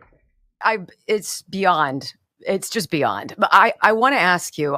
There's a lot of things I want to ask. One of them is, who put up your soundproofing tiles? Because they're just loosey-goosey with the gaps. I'm just saying, it's not hard. You just push them up against there. I mean, I understand you left the gap for the flag, and it's off on this side. And I can, as a Libra, balance matters to me, and I can be a bit off it. But what is this gap here? What's happening? Why is this gap happening? What about over here? Who did this? Just saying. Certainly. Georgiana, thank you so much for the Venmo. I appreciate it. By the way, if you take a picture of this with your phone and you have a Venmo account, you can Venmo and support the show if you would like. You can also like and subscribe. I keep forgetting to mention, but I shouldn't. Twitch, people on Twitch, you can gift subs and you can be gifted subs. So fire away. Okay, here we go. About these January. Also Patreon. Thank you guys so much. It's the first of the month, and it's always a joy that you guys support the show. Few. 6 defendants, sir. There are hundreds of this is the January 6th stuff. People who have been dragged through hell, and some are still locked up in the DC Gitmo. DC Gitmo. Get fucked, Mo. What the hell? They're in a city jail, stupid. They're pre-trial because all their friends got let out on bail or even on their own recognizance or on their family's recognizance. They're in there because at their bail hearing, they're like, I'd bet it and I'd do it fucking again. I'll kill a cop for Donald Trump. And they're like, all right, you stay where you are. I am sickened, sir. How do we right this wrong? Well, for the record, he could have pardoned all of them. It happened on the 6th. He could have blanket pardoned a bunch of them, I suppose, and certainly pardoned any of the ones that were arrested on the day. He didn't, though. Not one. Also, aren't they Antifa and BLM anyways? What can you do? Nothing. He's a private citizen who lives at a hotel. So I met with a number of times, but I met with, and I'm financially supporting people that are incredible. And what, your own kids? And they were in my office actually 2 days ago. It's very... Okay, he's financially supporting people who were in his office 2 days ago. That's Eric. Okay, also, no, he's not. This is just a fucking lie. Much on my mind. It's a disgrace what they've done to them. What they've done to these people, it's disgraceful. And mostly, I mean... She's very upset. This is terrible. This is my Oscar moment. Hold on. I don't know if I can... It's just, I can hear Lee Greenwood welling up inside my colon. You know, it's they're firemen, they're policemen, they're people in the military, they're people that were, you know, you look at what... Are you talking about the people who were beaten by maggots on January 6th? Is that who you're talking about? Or just the people who were threatened by them? Took place with the police where they're ushering them in and so many different things. Where they're ushering them in. Yes, where they were diverting them away from places where they could actually cause harm to human beings. And we're working on it very hard. Yeah, great. Yeah, in between Saudi Arabian Gulf tournaments, I'm on it. Working with legals. You know, there's radical... He's working with legals, paralegals. I hired a couple of paralegals. hot young paralegals, saucy, right out of college. Some of them getting extra credit, if you know what I'm saying, working with legals. The left system, these people are sick. There's something wrong with them. Agreed. Nobody's ever seen anything like it. Nobody's ever seen anything like anything. I'm starting to get the idea that this asshole just doesn't see a lot of the world. So everything is shocking. Nobody's ever even seen anything like this. I've never even seen. Have you seen, when you go outside and you meet people, have you ever seen people like this? I've been to, like, the people in Florida. People have never seen Florida people like this before. This. Barely paralegal. Sick. And they don't mind. And they're cold. They were telling me about some of these. She's holding back tears. Holding back the tears. Holding back the tears, the falling. Some of the legal people on the other side, they're the most cold-hearted people. They don't care about families. They don't care about anything. Yeah, it's certainly, they're all caught up in, these cops were injured and have spinal damage, and, these cops lost their eye, and, these cops committed suicide after being attacked by their fellow citizens because they thought the end of the world was coming, and, they don't care about the families of this woman that my followers stomped to death while she was carrying a "Don't Tread on Me" flag. They don't care. I'm cold as ice. And you see what they're doing with the sentencing. And I will tell you. No, you don't. You don't see what they're doing with the sentencing. These fuckers haven't been sentenced yet. They're being held pre-trial because they used violent rhetoric during their bail hearing, or they fucking attacked a cop. And I'm on video and bragged about it, by the way. Looking at it very carefully. I'm looking at it very carefully. I had some people in the other day that I'm supporting them legally. I leave the money on the dresser. I've studied it. I study cases. And yeah, that's what he was doing. He was studying cases. He studies cases. The fuck out of here. Contributions should be made. We have to do that because, they have some good lawyers. But even the good lawyers, the can't judges, beat fraudulent judges. You get before. Amen. Yeah, you get. What? Good lawyers can't beat fraudulent judges. Motherfucker, their bail hearings are on video. These aren't federal trials in a lot of cases. This is regular old fucking assault in a bunch of cases. The ones especially in the DC fucking jail. Go watch. Go look up. Get the transcripts. The ones that are stuck in there are in there because they are unrepentantly hostile, or they said they'll fucking do it again, or the crime that they're in there for was so fucking egregious and they bragged about it on camera afterwards for months. One dude threatened his own fucking family. Jesus Christ. Fuck off with this nonsense. Some of these judges that are so nasty. And they're nasty, dirty. I love when they show up and they just take off their robes and they're just filthy. So angry, mean. Angry and mean. I mean, what's the big deal? A cop gets stabbed in the eye with a flagpole with a Blue Lives Matter flag on it. What are they upset about? They weren't there. The sentences, and I will tell you, What sentences? He knows a couple people were sentenced recently. One of them got 3 years for beating a cop with one of the pointy flagpoles. That was one of the most recent ones. One guy got busted because he had a gun, and he had multiple guns in his trucks and his truck nearby that he was going to send people to get once asshole invoked the Insurrection Act. That was part of the plan. Never happened because he never got to go to the Capitol because his own Secret Service detail couldn't keep him safe there, and they took him back to the White House and fucked the whole plan. And because he tried to hide the fact that he was going to the Capitol, he couldn't go to the Capitol, and that very thing alone protected so many lives. One got 10 years. That's right. Another one got 5 years. One just got 3.5. Very favorably about full pardons. If I decide to run and if I win. If I decide to run. I thought he already made his decision. Didn't he already make his decision? Didn't he just say that? Wasn't that the big fucking story 2 weeks ago? I've already decided it's a matter of when, not if I decide to run. Get fucked. And there's no fucking way he wins. No way. Not happening. Not. Ever. Dunzo. Piss off. And he's not running. But even if he did, he's losing. I'm just telling you right now. I will be looking very, very. Look at that. He made news. He said he's going to pardon them on my show. That's the clip. Everybody's going to be playing it. Strongly about Pardons.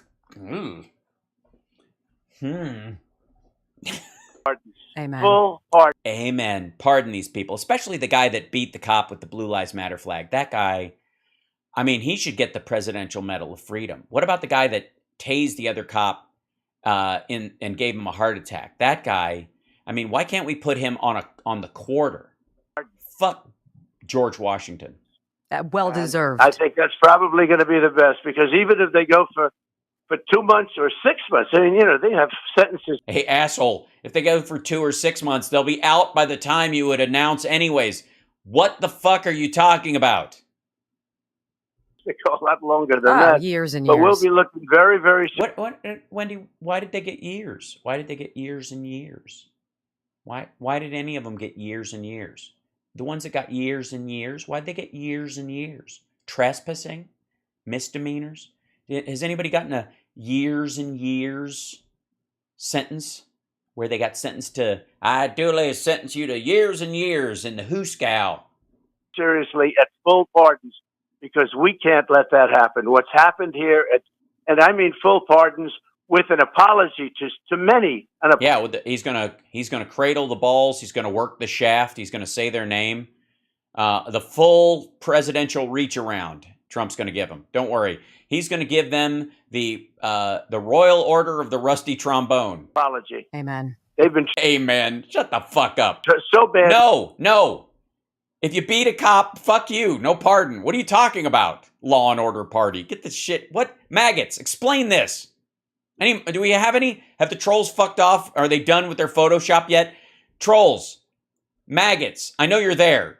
I know you watch the show. I know you're angry. Oh, your teeth grinding. Why the fuck would this asshole pardon somebody who beat a goddamn cop? Why? Any of them.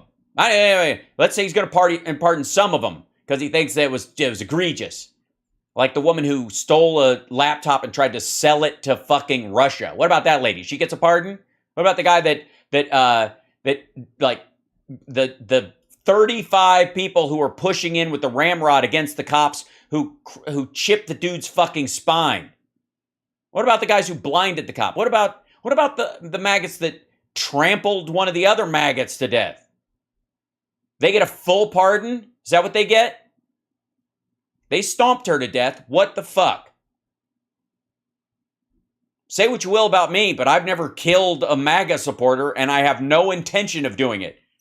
That the same cannot be said of other maggots on January 6th.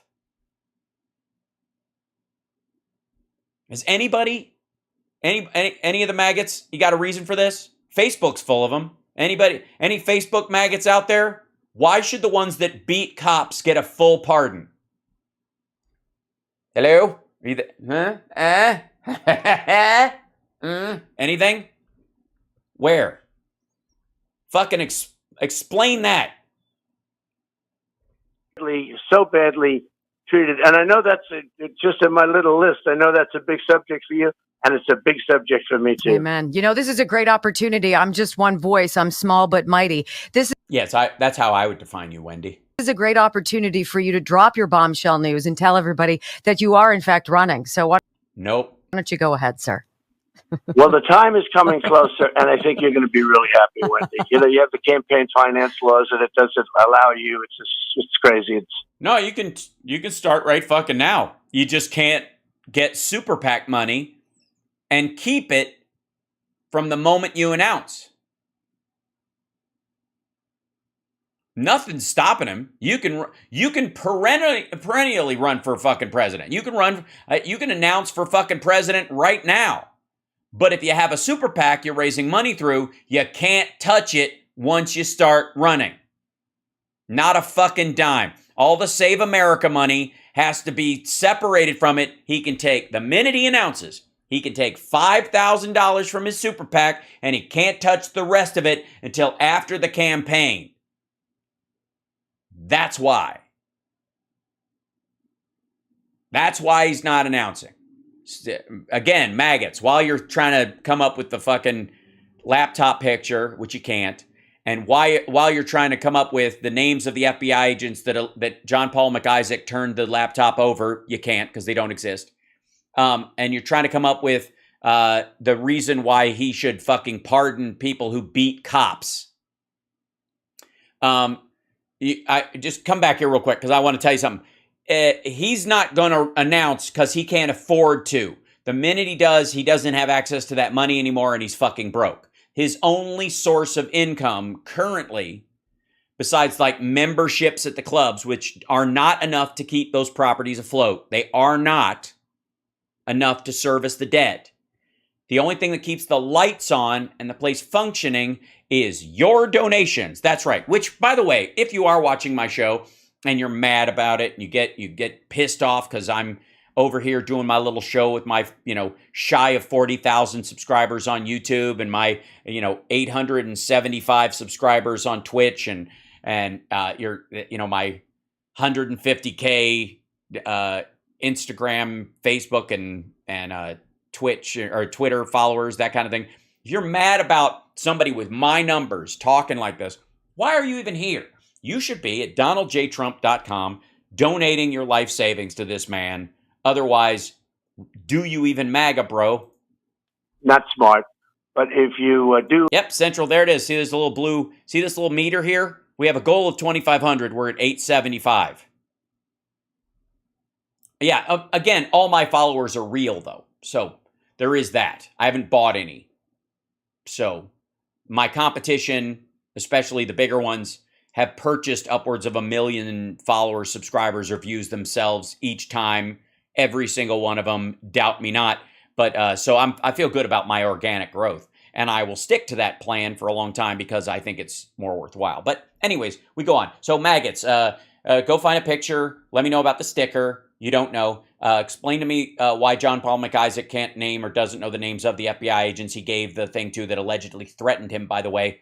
Why he happens to know Rudy Giuliani's lawyer and why he gave him a copy of files from the laptop allegedly and named the hard drive laptop, and why files were added to that hard drive after he gave it to that guy, if that's what happened at all. But that's what he alleges. The story changes a lot. And why pardons should happen for people who beat cops. And then what was the last one? I'm starting to lose track of all the things you guys can't explain. If you say it, everything changes and you have reporting and you have a whole big thing. Okay. Gotcha. I gotcha. I don't know what you said. I don't know what that was. I will be doing something, and I think... him announcing. Right. I got you. I'm going to announce as soon as I can figure out a way to keep my properties from going into probate without bilking people who send me money via text from these rallies and from my fundraising emails. Until I can figure out a way to do that, I'm not going to announce. I think you're going to be happy. I know I will, sir. I want to. No, Wendy, you won't. You're not going to be happy, Wendy. You're not happy now. You're going to be really upset. Tell you that. Think hard. This may be your only shot. We miss you. Okay. Well, we miss you. I miss you. The boys miss you. Where was I? That America needs you. No, we don't. We really don't. I got news for you, folks. America's a great country. We don't need anybody in particular. We need to get off our ass and make sure we all vote, but we don't need one particular leader. That's kind of what makes the country great. That's what makes democracy great. As a matter of fact, we would really have our shit together if we could actually change presidents every 4 years and not even think we had to keep a person in for another term because, yeah, we got this. You and what you have taken. Top secret documents, secure compartmental information, DNI, information that could cost thousands, if not tens of thousands of lives.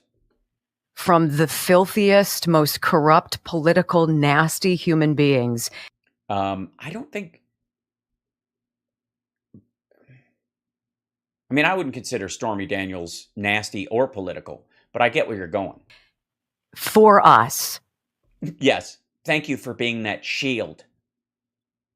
Because when I said I could just grab women by the pussy, you know, I was expecting really just an onslaught. But thank God you said it, and it just took all the heat off of me. We know this. And we know it. We got this. You got this. I got this. We both. Huh? Huh? You can't. Huh? Yeah, prick you. We thank you, Mr. We thank you so much. Thank you. I thank you. I want to thank you. I want to thank you right in the thank box. President. Well, I want to thank you, and But I'm not going to.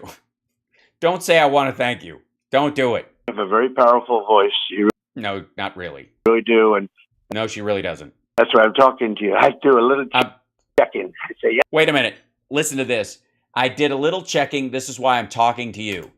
I thought when she said it's been 2 years that he was on her show 2 years ago. Was he?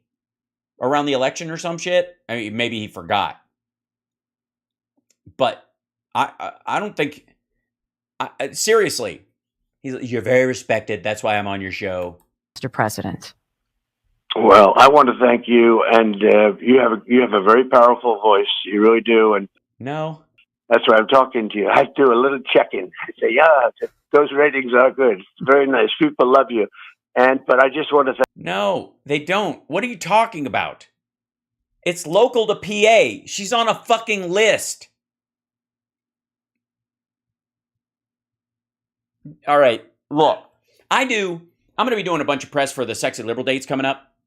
I've done, and I did some for when Nerd Halen played at Bottom of the Hill, by the way, which was a fucking joy, and everybody who showed up was wonderful.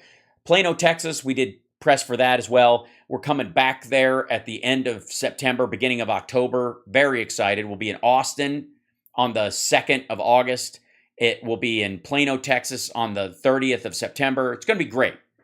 But I do call in radio stuff, and my publicist sets it up. Some I've talked to before because I've toured through areas before and I know the person. Some I'm brand new to them and they're brand new to me, and that's fine. There's nothing wrong with it. But they are regional and important to the area specifically that I'm going to, not because if I want to reach the world, I call Dave and Skeeter in the afternoons, Pacoima's Classic Rock. Like, get the fuck out of here.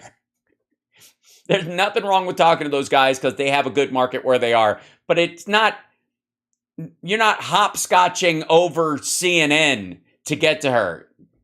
Thank you very much. And you really do. You have a powerful voice, and we're going to have a great time. You know, they have lines of people already lined up for Saturday night. Are you going to be able to be? No, they don't. It's fucking Thursday, dipshit.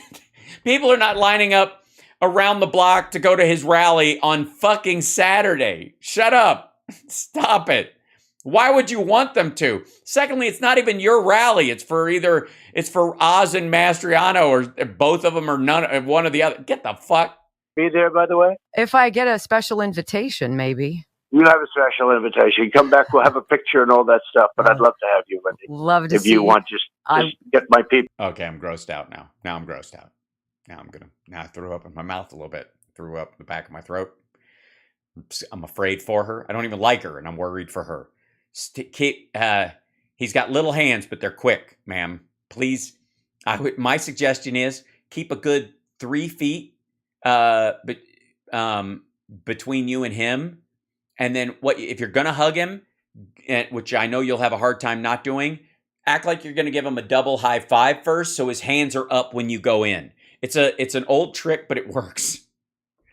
I'll have my people call. Yeah, I was going to say, you have your people call my we're people. His name is Brock. You give us a call, Mr. President. You've got the direct line I'll now. do it. No. And I'll see you on Saturday night. Thank you, But I sir. appreciate everything. These people, we got it. We're going to win. We're going to win. No, you're not. Oz is going to lose. So's Mastriano. Get the fuck out of here. It's this bad. This is why he's calling into this station. He's calling in because the people he backed in the fucking Pennsylvania elections are eating shit. And all that she's going to get out of this is an awkward picture of him with his fucking thumb up and an odd attempted grope when they go in for a hug. Wendy, wake up, woman. But we're dealing with really sick people, and it's a very sad thing. Yeah, he's talking about Mastriano and Oz. For our country. Yeah, it's mostly Mastriano, obviously. Unbelievable. Nope, and Oz. Damage they've done. The damage they've done. You wouldn't have a Ukraine right now. Russia, there was... Yes, you're right. We wouldn't have a Ukraine right now if he was in office. Russia would have just fucking taken it in 2 days like they thought the plan was going to go. They started the plan before he lost, and they were going to go through with it. He had already hamstrung them for weapons, gave them a little bit of time to build up. When Biden won, it put a pause on it, and then they were like, we just got to go, and they fucked it up. There's no way that was going to happen. China's getting set up to do something similar in Taiwan. No, they're not. Remember, weren't they supposed to nuke us over Pelosi's visit? We've already had another group of Congress people go there. Never would have had. Zero chance it would have happened. And so much else. But I will see you on Saturday You come night. back here, okay? I will. He won't. Thank I you, promise. sir. He won't. Mr. President, thank you very much, Mr. President Donald J. Trump. What a wonderful day. Great job, Wendy. What a wonderful day. Oh, what a beautiful morning. Thank you very much. Great job. So great. Yeah, China's going bankrupt. They cannot start a war. That's exactly true. They're facing... Okay, first of all, hi. You're watching HAL SPARKS Mega Worldwide. We got through it. We sandwiched the Biden speech in between that whole piece of shit interview. There's a follow-up, too. He also called in to another radio show in the area that doesn't, like I guess they put on Newsmax sometimes or something. I haven't seen any evidence of that other than a sticker that somebody put over it online. But he also called into a station that also, they are aligned with Real America's Voice AM channel or some shit. We'll get to that in a minute. But you're watching HAL SPARKS Mega Worldwide. I do these whole clips as they post them. Now, in that particular case, that was a part of a whole large show. Some people had taken a chunk of that and put it online. I didn't do that. I did the whole interview. How can you explain voting in Alaska? I don't get how they do it. It's ranked choice. So you say, this is my first choice. If that person doesn't win, this is my second choice. If that person doesn't win, this is my third choice. Okay? Everybody gets to do it. And the people with the most votes in the top three categories ultimately have the shot at winning if nobody wins outright. If nobody clears the 50% threshold, or, more than likely if nobody has quarter over in the top slot, if there's three candidates and they all have a third of the top slot, whoever was everybody's second choice is sort of added to their vote total compared to the other vote totals. And then the third one, that's true. So whoever wins the most votes across three categories effectively is the winner, as long as nobody in the first category clears 50.1%, right? So nobody did, obviously. Sarah Palin got a third, this other person got a third, and then the Democrat got a third, or what have you. But more people chose, like Sarah Palin, if they didn't choose her as first, they didn't choose her as second, they chose her as third. So it pushed her numbers way down. And the Democrat, a lot of people, the Democrats picked her as first. A decent number of independents did it as well, but a lot of independents chose her as their second choice, whether they went for the other two. And so ultimately, she had the most people saying affirmatively, I'm cool with this person running or winning. That's how it worked. It's a fine system. It works on state level stuff and congressional level, mayoral. It can work very well. It won't work for president until you have genuine parties. Otherwise, they'll just water down the votes on either party's side and just kind of create, since it's basically a two-party system.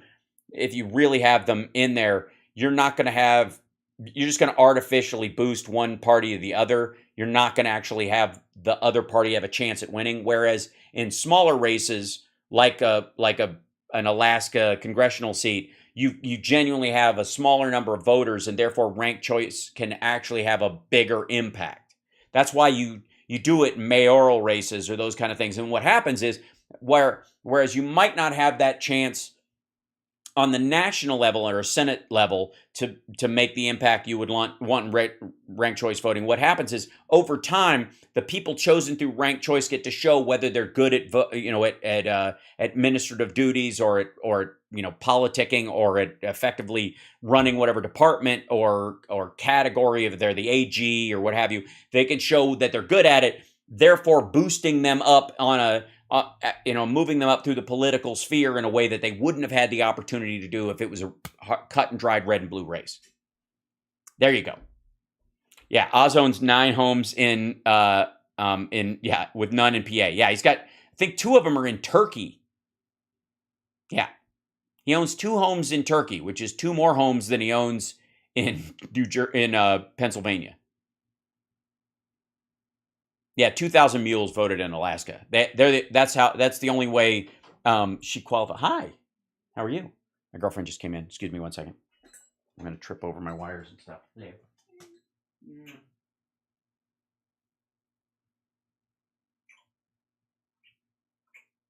Doing good? Yeah, I bet.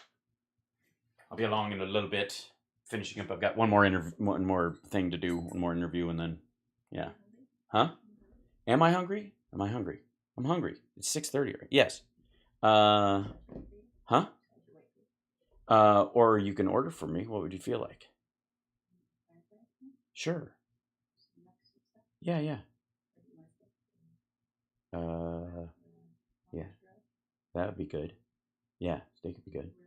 Yeah. No, it doesn't matter. Whatever's better. Yeah, that's great.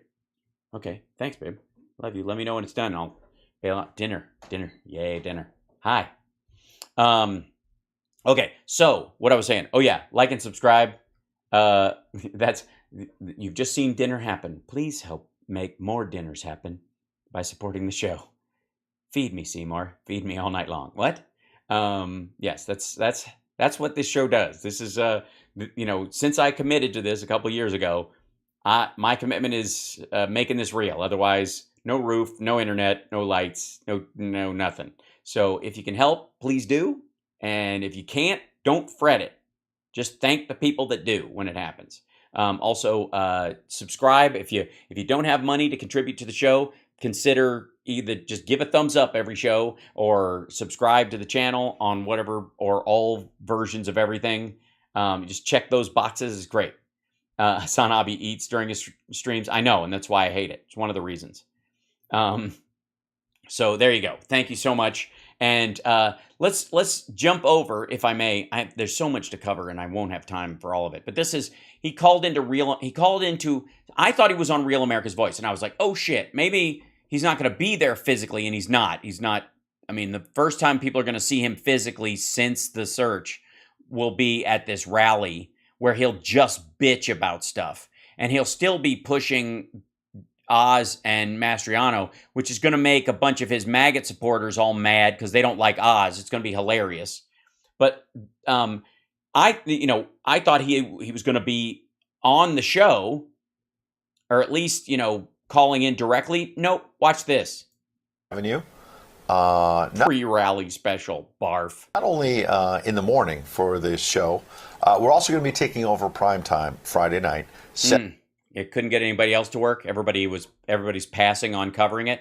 Weird how that works out. 7 p.m. Eastern. We'll be back at the Avenue. We have David Zier and Ben Berquam, a couple of our great correspondents, to be on the ground with us. I always love the pre-rally coverage. Thank so you, we'll Carrie. do a pre-rally special in addition to the morning show tomorrow morning from the Avenue. Yeah, you guys look really excited.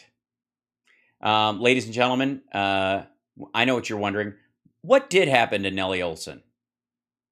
She's on Real America's Voice. So if you're anywhere near Scranton, Wilkes-Barre, you need to come down, get some food, and check. Yeah, come on down. It's going to be great.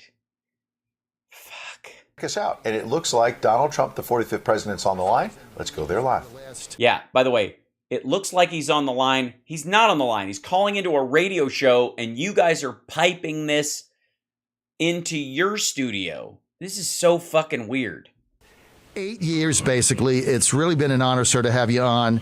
Also want to thank Rob Sager, Real America's Voice, for carrying this live. Because if they didn't promise to, you wouldn't come on my show. Because And by the way, I'll be goddamn, whoever put the soundproof tiles on Wendy's show did them here as well. It's shoddy workmanship. I'm just pissed.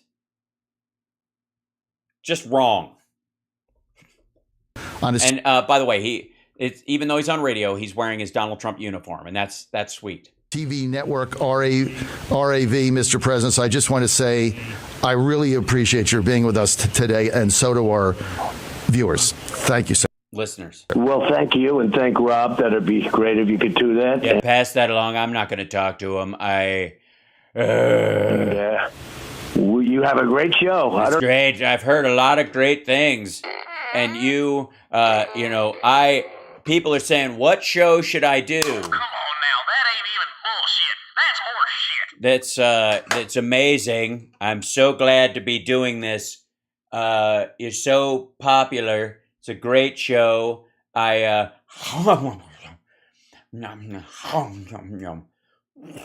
worry about that. It's a courtesy flush. I don't know if you know, we've done a lot, John, and your show is great. I don't know if you know we've done a lot, John. I'm excited. And then you have a big voice. I am so happy to be here. Oh, Mr. President. My goodness. And it's an honor to... No, the honor's all mine. Oh, Mr. President. With you. You've never been on my show before, but thank you. Thank you. Thank you, sir. Thank you. Where was I? I had some questions written down. Rob sent them over. Oh. Okay, let's get right to the unprecedented Mar-a-Lago FBI raid on your home. Let's get to the unprecedented theft of top secret documents by a president. Mr. President, you've asked for a special master to review the FBI's actions. Have you been able to bait one? Sorry. And the DOJ is fighting it. DOJ. The DOJ it's double G, by the way. Yo. To the point of... It's Snoop, the D-O-double-G. Leaking a phony narrative to the fake news media, complete with pictures of files and pictures of Newsweek magazine covers. So obviously they're trying to pressure and intimidate Judge Eileen Cannon. Huh? I think the Newsweek covers thing was supposed to be a joke, and he wrote about like, uh-oh, you're busted with Newsweek stuff. He's reading other people's tweets about, look, they got him. Because the RNC posted that thing, oh, look out, it was a Time magazine cover, he's in trouble. Through the media. My question is, if the raid was so clean, why are they opposing this special master, sir?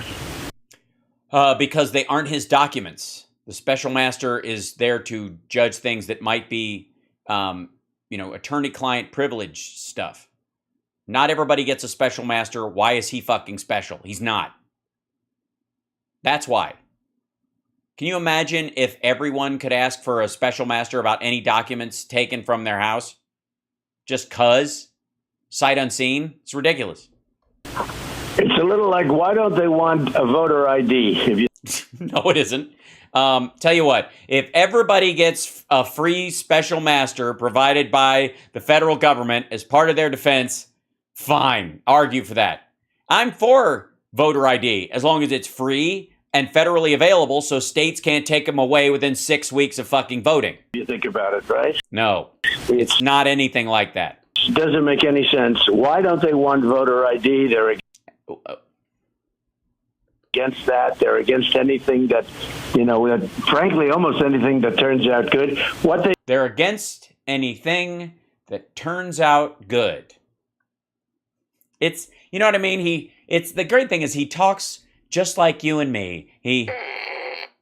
It's his grasp of the, dare I say, genius. Is it too big a word? I'm okay with it. What they did here is they broke into the house. No, they didn't. They served a warrant and they walked in. They didn't break into anything. And they went to an area. That area is my office, I presume. I don't know. It's my home, but I think they went to my office. I think it's my office. Where's my office? That's how you talk about your home. And everything's neat. I'm a very neat person. No. Everything's plain. One moment. Trump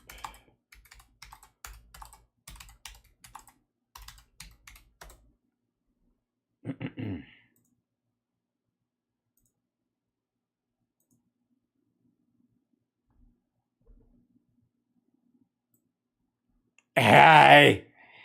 Hello.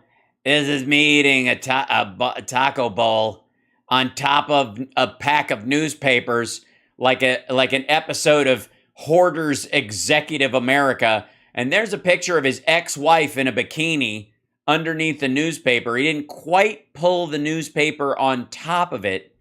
Also, here's an unhung picture of him and his now dead wife, I think. And then here's a bunch of blueprints for buildings he's not building.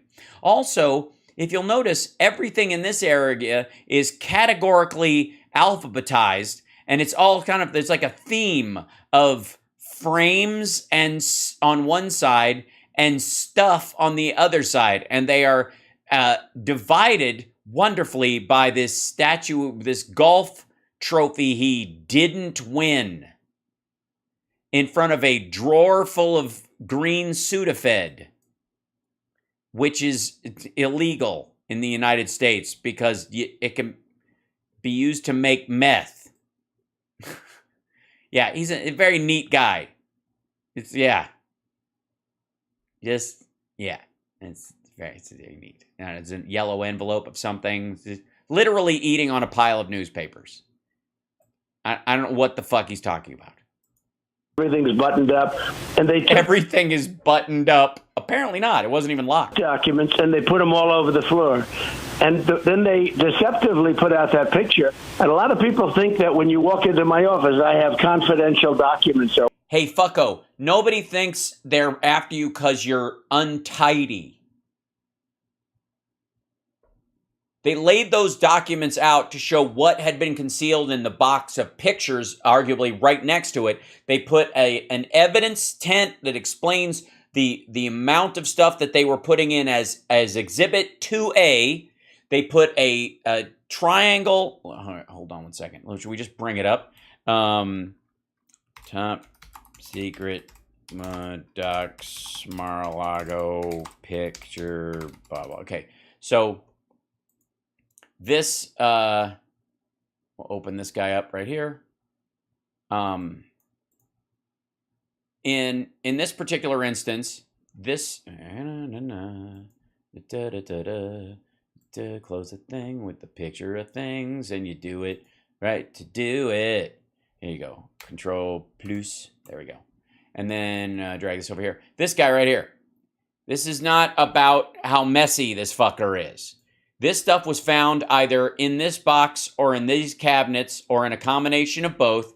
This is Exhibit 2A, or this is Evidence Gathering 2A. This is how they coordinated all of it. They spread it out to show the different documents that are there present, so you can see a piece of everyone that you can afford to show. This is the ones that were in folders. These are the things that were outside of folders. This is the secret SEI. And then you see this little T-square right here down at the bottom. Hold on one second. See that little guy right there? That lets you know the scale and size, so that these are real documents, that he didn't get them blown up poster size, or somebody didn't take something miniature and make it look fake. Make it look like, it was full size. He's an asshole. This is dumb. Or whatever it may be, all declassified. But I had confidential documents spread out all over my... Nobody thinks that. That's fucking dumb. This is a terrible defense. This is a stupid defense. Nobody thinks that. That's not the point. The point is not that you were untidy with top secret documents. It's that you had them at all, fucko. Floor. And like a slob. Like I'm sitting there reading these documents all day long, or somebody else would be. It's so dishonest. No, you're dishonest. This is not what that picture shows. That is not the intent of that picture. That is a picture to show the seriousness of the stuff that they found to the judge considering the special master that was involved in their evidentiary collections at Mar-a-Lago. When you look at it. No, when you look at it, you know exactly what it is, because all of us have watched true crime. We know what the fuck an evidence tent number is, and we know why they put a T-square on the ground, and we know why stuff found in a box will be spread out, taking a picture as to where and when it was taken. It's even fucking right across the top. There's even a code about the case it's involved in and all the relevant information that related to that picture. Because you have to use this in court too. Believe me, you think anybody thinks that somebody like Donald Trump and his dumbass first year out of law school / ambulance chaser asshole lawyers aren't going to go, Your Honor, I count 17 documents in here, and on this paperwork it says 18. This piece of folded over paper does not qualify, Your Honor. It was stapled to this other one. We want that counted as one document, and therefore knocking 20 years off the sentence. And therefore, we want the whole contents of 2A thrown out because they lied about it was 17, not 8. You don't think they would do that shit? Of course they took a picture of this. The evidentiary chain on all this stuff is practically necessary. It is, in a practical sense, necessary because of the idiocy of their argument. Ugh. And so people were concerned because they said, gee, you know, that's a strange scene. You look at the floor and you see documents, right? No. That's not what anybody's concern is. They have cover sheets of documents. No, they put them there, John. Right, we know. They didn't bring them with them, though. They were in boxes, cabinets, and a drawer nearby, apparently, in that one particular area of the office. And they put them there in a messy fashion. And no, they didn't. They strewed them out so they could get a picture of all of them in the shot as far away as they could get by standing up and taking a picture there. Then they took a picture. Right. And that's the first thing he said that's honest. Released it to the public. No, they didn't. They released it to the judge, and it's part of the public record. You asked for the special master. If you hadn't asked for the special master, that picture wouldn't have been included with the stuff that went to the judge so they could see it. And the level of law that this entails opens this up. It's been unsealed. He asked to do this in public. And this is what we're dealing with. No, this is what we're dealing with. These people. If you look at the corruption, now you know it better than just about anybody I can Why? think of. I think. Why? What do you mean? He does this weird, like, he blows smoke up some of the, like, nobody understands this like you do. You understand this better. It's like this weird idiot hypnosis trick he learned in Mein Kampf. You're the king. But you're the king. What the fuck are you talking about? You know it better than anybody, but why? You look at what's happened with the FBI over the years, even before me, but you take a look at what's happened, and with us, they spied on my campaign. No, they didn't. You take a look at all of this. Can you imagine they spied? Can you imagine if they spied on Obama? We spied on Biden's campaign, or if we spied on, I mean, there wasn't much of a campaign. It was. Yeah, he beat you with almost no campaign. How's that feel? It was a rigged election. Can you imagine if we spied on Biden? Well, I mean, definitely it was an imbalanced election. Biden was a strong candidate, and you fucked your campaign into a cocked hat. Biden's campaign or Obama's campaign, it would be boring, be weird. People have listened to it and they'd gone, "Oh, yep, dull as I thought." It would be like nothing's ever. It would be the worst thing you could imagine. But with us, it's supposed to be okay, but it's not okay because we have more than they do. And what's happened, John, what's happened in the last number of years. Just in the time that with the thing, if I was ever president, I would have done, when the swamp, a drainage of the thing is incredible. Okay, that's fucking gibberish. Again. I mean, is somebody there taking his blood pressure? Think of the things that they've done and the dishonesty. Think about going to the Pfizer court, which is a big deal, and lying and defrauding and faking documents and everything else. And that's one of the reasons we want a special master. Because you faked some documents? But it's a very sad situation going on. Wait a minute. And by the way, I thought you wanted a special master because the special master will determine which things are privileged according to attorney-client privilege. Do you think that some of the top secret documents you were allowed to take were fake and they baited you into taking them? Do you think the CIA knew full well that you were a national security risk, and when you asked for certain documents before you left and never returned them, they intentionally gave you fake intel, and then they, through the channels they monitor, overheard intel they knew to be fake and you to be the only source of? Starting to get the picture? And we're going to end up winning. If you really... So here, it's the purple carnation idea. So what you do is you think somebody on the team is not to be trusted, that they are a double agent or that they're bought or that they're compromised in some way. You don't know who it is in the team, but you think there's a mole. So you go to each member of the team and you tell each of them that there's a guy who's going to walk into a cafe in downtown Moscow and he's going to be wearing a carnation on his thing, but it's not a regular carnation. And each team member on a need-to-know basis is told a different color. And there's a red one and a blue one and a white one and one of them is he'll be wearing a dead carnation. He'll be like all rotted away. And one of them will be purple and one of them will be like rainbow striped. And then you tell it to each one. And then you listen to the chatter channels and the chatter channels start talking about purple. You know which one of the team members is the mole. It's one of the easiest mole catching tricks there is.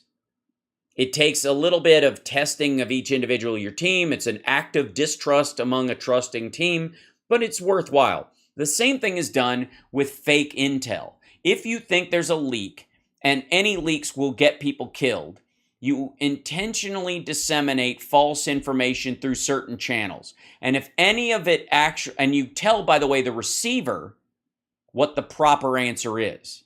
When you go to this cafe, wear this color. Or don't wear a carnation, you'll be wearing a rose. And you tell the one person you can trust, or you just do direct communications with the person instead of sending it through channels. You directly communicate with them and say, wear a rose. And then if any talk of carnation shows up, if anybody talks about what color it is, you know that's the leak. That's how it works. I mean, it's a common, they do it with some regularity. It would not surprise me if in the days after he lost, when he started putting his lackeys like Kash Patel and Christopher Miller at the DOD and in the Pentagon, the intelligence community knew, full well that the outgoing couldn't be trusted and the ingoing was concerned about security threats, rightfully, from this fucking dude. And he was starting to ask for documents and they were not coming back. So they started handing him bullshit.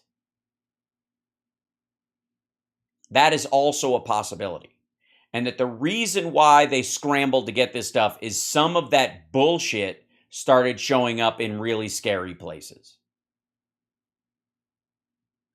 Now, Trump is too stupid to understand this.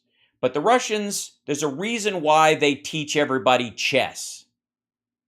That's why everything is, they think in terms of 3 moves ahead. Trump is a guy who thinks you win at checkers by tilting the board to one side after gluing your pieces to it. Really go back to it, John. We were energy independent. We still are. We would have had no inflation. That's not true. The Ukraine. By the way, well, maybe it would have been true. The only way we would have had no inflation is if our monetary system completely collapsed or we had no recovery. If there's no recovery, no inflation. A situation would have never happened. Millions of people are going to end up dying before that's over. Could be Third World War, too, by the way. Yeah, well, you're hoping, I suppose.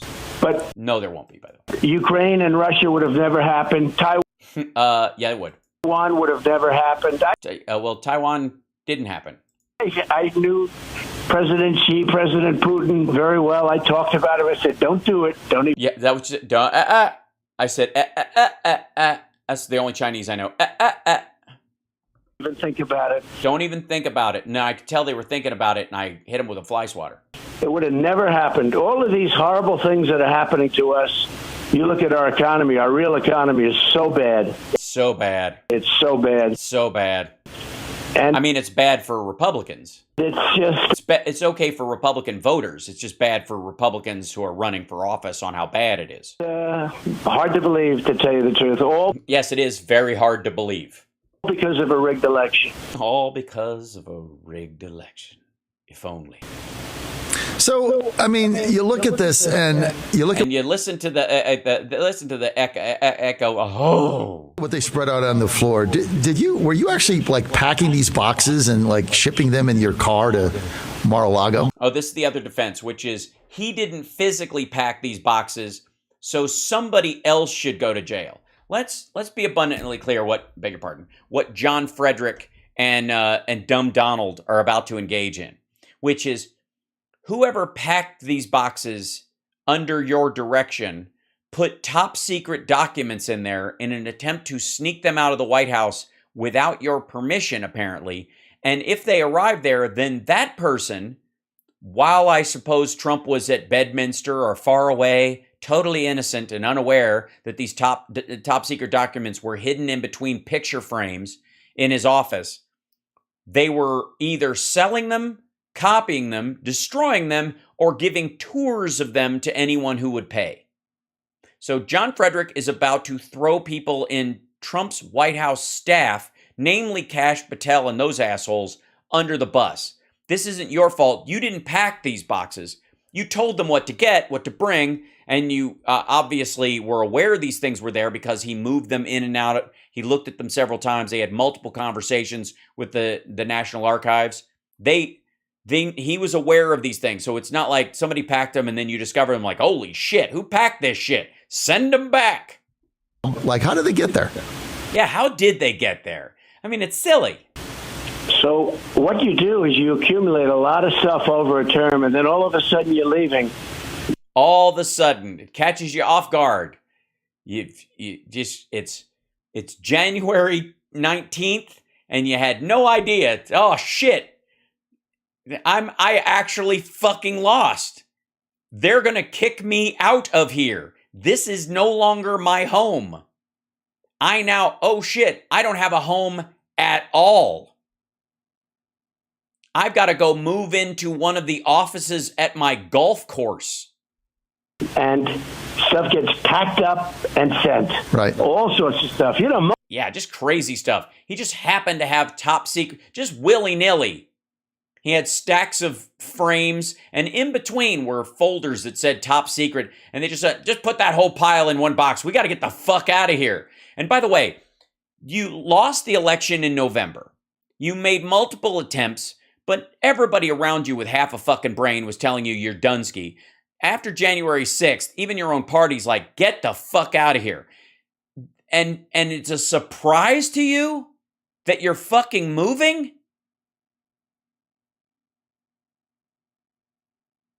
You had 3 fucking months. Even if you blew off 2 of them, you had a month. And his excuse is you move really fast, like he got fucking evicted. When you're evicted, you just throw everything in a box and figure it out later. Mostly the boxes, pictures and newspapers and top secret documents and photographs that you have no right to. Shirts. Gear. You know, phones, laptops, hard drives, gear. And, golf balls and just... Uh-huh. Yeah. Didn't you smuggle most of those out in your colon?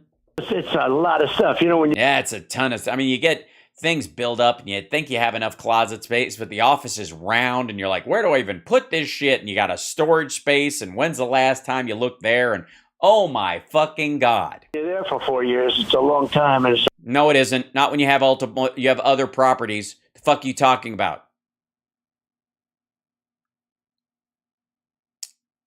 Why didn't you just move shit to your house that you know you're going to want to keep that isn't part of the national record, like photographs and shit like that you had taken for your campaign, which you're allowed to keep? Why didn't you just move that shit then? Just to the prop, so while you're there, you can look at it. What the fuck are you talking about? It took you fucking golf balls and shirts accumulated in the Oval Office, and then magically it just happened to be top secret documents were under a pile of golf balls and shirts. Get the fuck out of here. It's a lot of stuff. And they said it's a lot of stuff. Yeah. You had 3 months to go through it, asshole, and it's real easy. Okay, pack anything that isn't top secret. Let's start there. Anything that's classified, top secret, or secure compartmentalized information, do not put in the box with the smelly shirts and the golf balls. Please. Sent down by, I believe it was sent down by GSA, the government. And the other... Yeah, they transport it. Your people pack it up. Thing, just to show you that secret, there was no secret. Did you see the pictures? They were standing outside of the White House, literally on the sidewalk, waiting for trucks to come in. Yeah, asshole, the shit was hidden in boxes, in between things. One of the reasons why this picture stands out is because this stuff was in this box. Theoretically, the idea was when people saw things coming out of the White House, what they would see is a box that included picture frames with magazine covers in them. But in between those things were top secret documents. This is not an excuse. This is not a reason. This is fucking dumb. I don't know why. Again, maggots, explain yourself. Why are you okay with this? They saw the boxes. You know, some of it said top secret, but people thought it was a joke. To take it. In other words, it's not like this was some sinister plot. They have pictures of guys standing outside. Yeah, we knew you were moving out, fucko. The surprise to everyone was that the top secret documents were stuffed inside in and amongst personal effects. Even amongst the National Archives stuff you weren't supposed to fucking take in the first place. The box is literally outside. Right, literally, yes. When you move from one building to another building, at some point, this might come as a shock, your items will be outside. But the secret stuff was hidden in boxes that were labeled not secret stuff. The sun is pouring down. And the sun is pouring down. Waiting for a truck. And then they have pictures putting them on the truck. There's nothing secret about it. There didn't have to be anything secret. And all the class... Yes, there did. There had to be a lot secret about it because the fucking folders said top secret on them. This one said secret, special compartmentalized information. None of these have the declassified stamp across the front of them that they get. The fuck are you talking about? There was something secret. It literally says secret, you dipshit. God damn it. This dude is a moron. Hold on. Where'd my page go? Hold on. Why does this jump up? Quit it. Escape. There we go. There we go. It's green pastures. That's the... He lays me down in green pastures. It's wonderful. All right. Classified, but when you look at what they've done... Yes, they came and got their shit back. And you look at even something like this, when you look at what they're doing to our country. They look at what they're doing to our country. Getting all the lead pipes out of the ground. Heading us towards net zero. Reducing inflation, lowering gas prices. Fixing the system that led to us having a baby formula shortage so it never happens again. It's hard to believe. Yes, it's hard to believe you're not already in jail. And the people aren't going to stand for it, John. They're not standing for it. They're sitting. A lot of them are sitting, actually. They're not standing.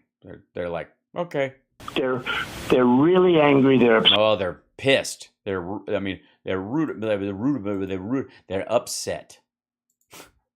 They're sad. They're sad. They're morose. They feel brutalized by the whole thing. Just the whole thing's. Hold on. Yeah.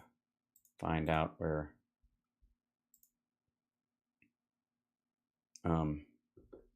We're all very upset. I don't know how to tell you this. Holy shit. Oh God. Oh. We're all so upset. Oh God. How can this be happening? Why? They had no right to spill shit all over his egg, and why? Oh God. But they're really angry. I'm so angry, but mostly sad. Oh. Was this a political hit job? Oh, it was a political hit job. Against the leader of our movement who was in... Yes, it's a big movement. One of the greatest movements. Oh. Ow. Oh. Don't do that in the tub. It floats. It's not good. It's just... In opposition to Biden getting another term. Just lay it out. Just lay it on him right now. Well, there's no question about it. There's some question, sure. Nothing like this has ever happened. Well, nobody's ever stolen anything, but never mind. You're right. And it's reversed. I don't know if you've seen it. I don't know if it's. I don't even like saying it because, frankly, it sounds trivial by comparison. Does it? I can't take it anymore. Hold on a second. It makes my face hurt to pretend to cry that long. My poll numbers have gone through the roof.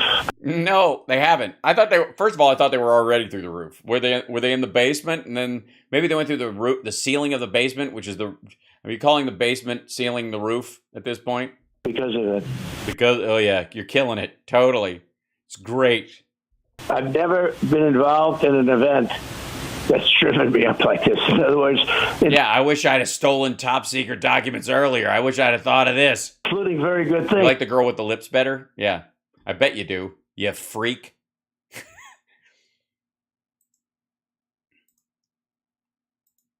Hold on 1 second. Where'd she go? Yeah. Sometimes you get very excited. I don't know. Mr. President, tell him the best is yet to the best is yet to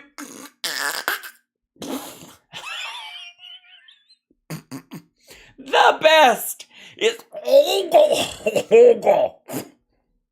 we did. I thought I'd lost it for a second. I don't know if that was a marble or a hair or what. You know better than anybody. We did. He knows better than anybody except me and other people who know just as well. Fabulous! A lot of great things are energy. So great. Energy independence. I loved it. Oh, so great. We weren't going anywhere, but man, we had more gas and oil when we weren't using gas and oil than any. Oh. We had no inflation. We had none. Matter of fact, markets were crashing. We did great things. Great things. They were wonderful. We did great things, mostly home improvements. We rebuilt our military, created Space Force. Space Force! Biggest tax cuts in history. No, well, not technically. Biggest regulation cuts in history. With all of that, I've never seen anything like what... It's the best. It's the best. The theft is yet to come.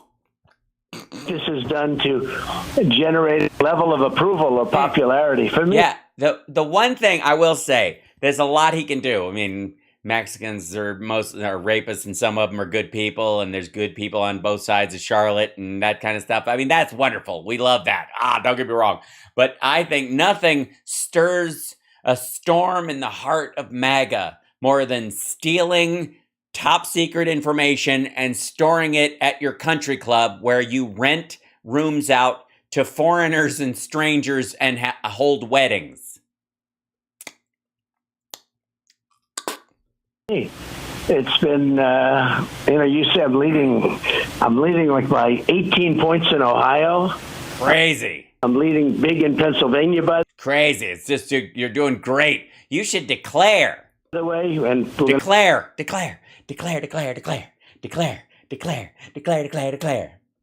not my name. I'm not declare. Have a big night in Pennsylvania. Huge. On Saturday. That's gonna be very exciting. I'll be there. Don't forget. I'll be in the back. If you know what I'm saying. Gonna be great. People are already lined up. They are. I'm in line right now. I just carry a green screen with me everywhere because I don't want people to know. I don't want people to steal my place in line. I mean, can you believe it? No, I can't, but I'm trying. I am. I'm trying. I'm trying to believe it. That's my days. I spend my days trying to believe it, Mr. President.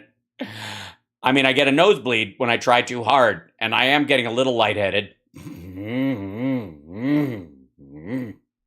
But I've never seen anything like this. And magic. And it's a horrible thing from the standpoint of what they did.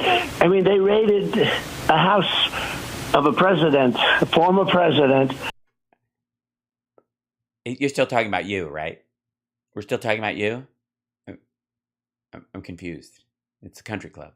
Yeah, he's talking about him. Okay, I'm sorry. I'm sorry. I've been drinking some of that Wendy juice. I don't know. Sometimes I lose track of myself. And then, I mean, that's fine. But I show it because I want to be real.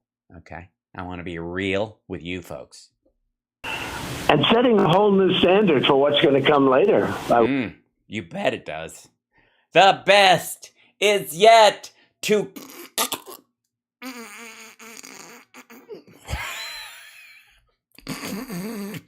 the best.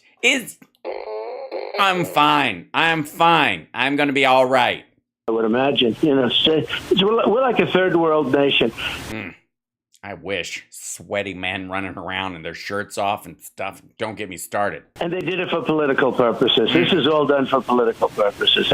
Yeah. They did it just to win the presidency, which is political. I guess technically is true. I guess so. Nothing to do with anything else. What about these 87,000 IRS agents that they put an ad in? They're going to hire this phony. Yeah, it's on LinkedIn. I think I'm on LinkedIn. Of course, my massage therapy and legal business is on there. It's a legal massage therapy business, but I'm also a lawyer. I give advice.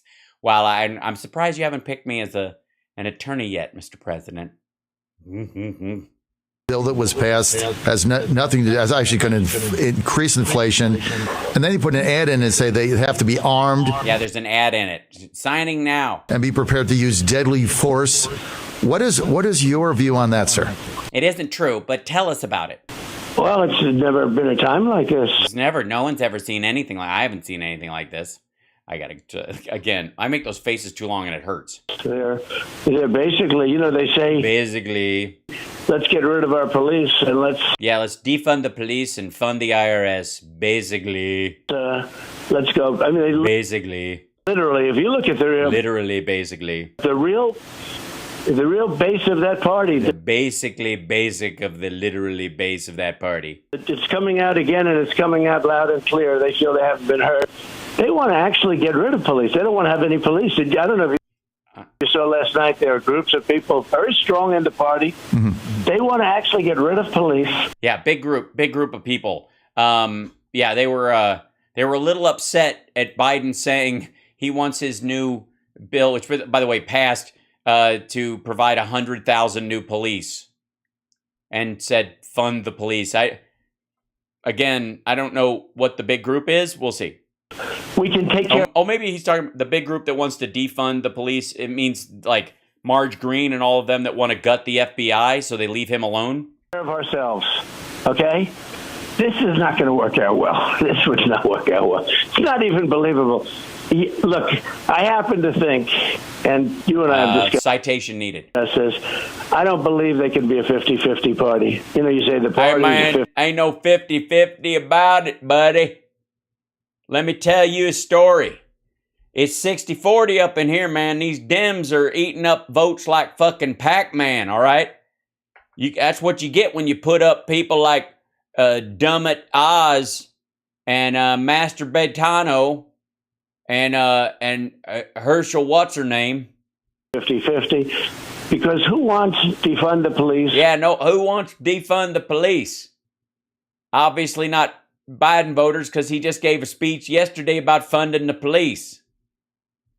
Who wants sanctuary cities, John? Well, I like them. You know what I mean? Because I'm a big fan of the Hunchback of Notre Dame. It gives guys like me, makes us feel like we got a shot. You know what I'm saying? Mm-hmm. Who wants all of the things? Who wants no voter ID? Why don't you want voter ID? Well, because people can take it away, man. In a bunch of these areas, if you have to use you need an ID to vote. What they can do in some of these areas is they got like traffic laws where they can take your driver's license, hang on to it till you show up at court. So the big thing was they'd start pulling over people of color and poor folks and people who had the wrong bumper sticker, and then they would ticket them for speeding when they wasn't, or bust a taillight or some shit, and then they would take their driver's license and hang on to it till after the election. So they had ID, but they didn't have it to use because it was being held by the police, and they didn't get some sort of fucking note. And if you needed a photo ID, that paper they gave you that said this person has a driver's license, but they got to show up to court to get their driver's license back because they're going to fight this, and I ain't going to show up. I just pulled them over because I needed to meet quota at the end of the month. They can't even explain it. I just did. And I don't even understand it that well. You should see that Sparks feller go off on it. Even Democrats, I think they voted 88% in favor of voter ID,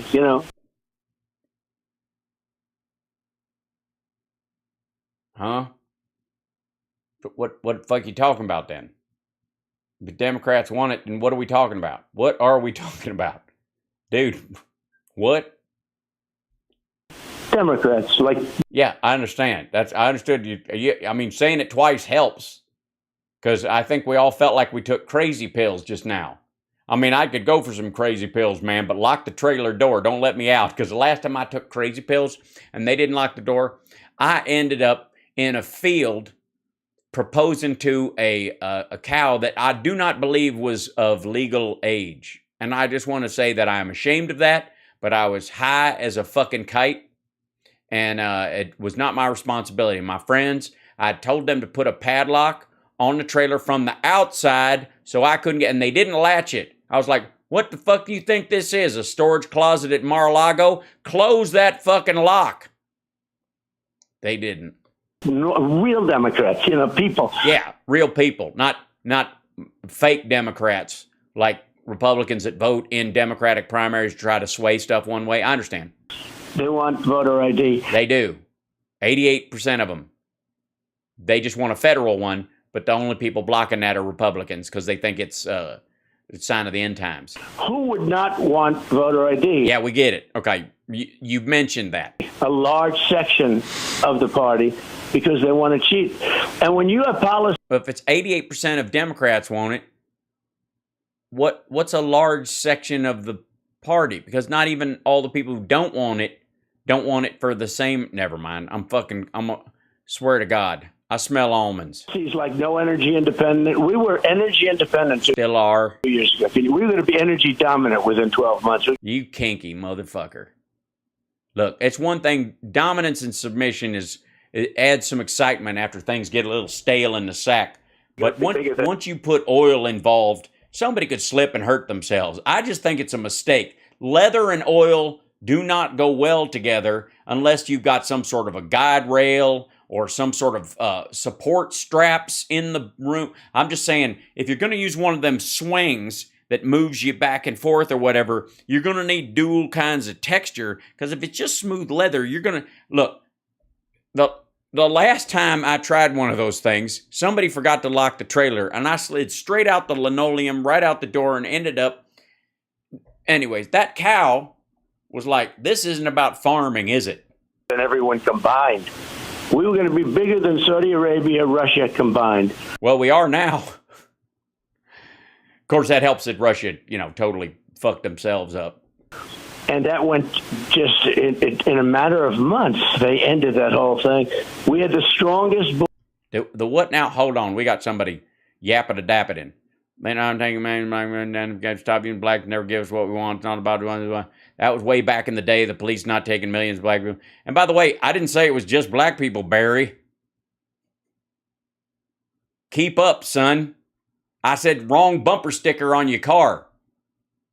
That ain't just it. Border in history. And now we have the weakest border, maybe in the... Well, I blame the wall, man. We didn't have this kind of weak border during Obama, and Biden was vice president during that time. History of the world, because I don't think any third world nation... Oh, that third world shit again. No third world nation, John, would allow that to happen. No, because they would just open fire on women and children with rifles. That's kind of the distinction that makes them a third world nation, dummy. They tend to, set up mines and shit. Shit that a nice Christian nation wouldn't do, dummy. Happen, no matter how badly run it is, because we have people pouring in here by the millions. Well, it's the same 100,000 people trying multiple times. They just keep getting kicked out. And you don't understand it, even politically. Can that really be good? I mean, why is that? Is it good politically? It's not. It's just here. It's a straw man, son. Think of it. The straw man. It's easy to kind of describe. A straw man is like, imagine a man, but he's made out of the top of your head. Does that make sense? And during that, yeah. Fuck, his hair just fell off. That's weird. No, they cheat on elections. They have horrible policy. Oh, got some food. All right, I'll be along in a minute. She got some footage. I'm almost done. I might have to put a pause on this, son. No guns, no God, no oil. Oh, we're just doing he's just re-upping the rally. How long does this shit go on? Is he? Oh, he's out of there. Okay, He's only got a little bit more, and then he leaves. Okay, so hold on. For him to make that statement is a disgrace to some very good people. Not necessarily people I put there, but it takes a lot of courage to run. And they spend their wealth on it, and they put their reputations on the line. In some cases, they get, just wiped out. They had yeah, like you did. You used to be rich, didn't you? Nice lives. Say that about me. I had a nice life. Oops. That's hilarious. The fuck happened there? There is no audio. I ain't doing that. That ain't me. I didn't touch nothing, man. All right, so you've been watching Donald Trump Live with John Fredericks. Looks like he might have lost his signal there for a minute. Really? Whatever gave you that idea? The whole thing where it just ate shit all of a sudden? John, you got a great reputation amongst shows that can stay on the air for moments, if not seconds. Yeah. Why are people so mean? But here, hold on. I think we got footage right now. Hold on. We've got footage of behind the scenes at John's show. Hold on. Give me a second there now. Yeah, here it is.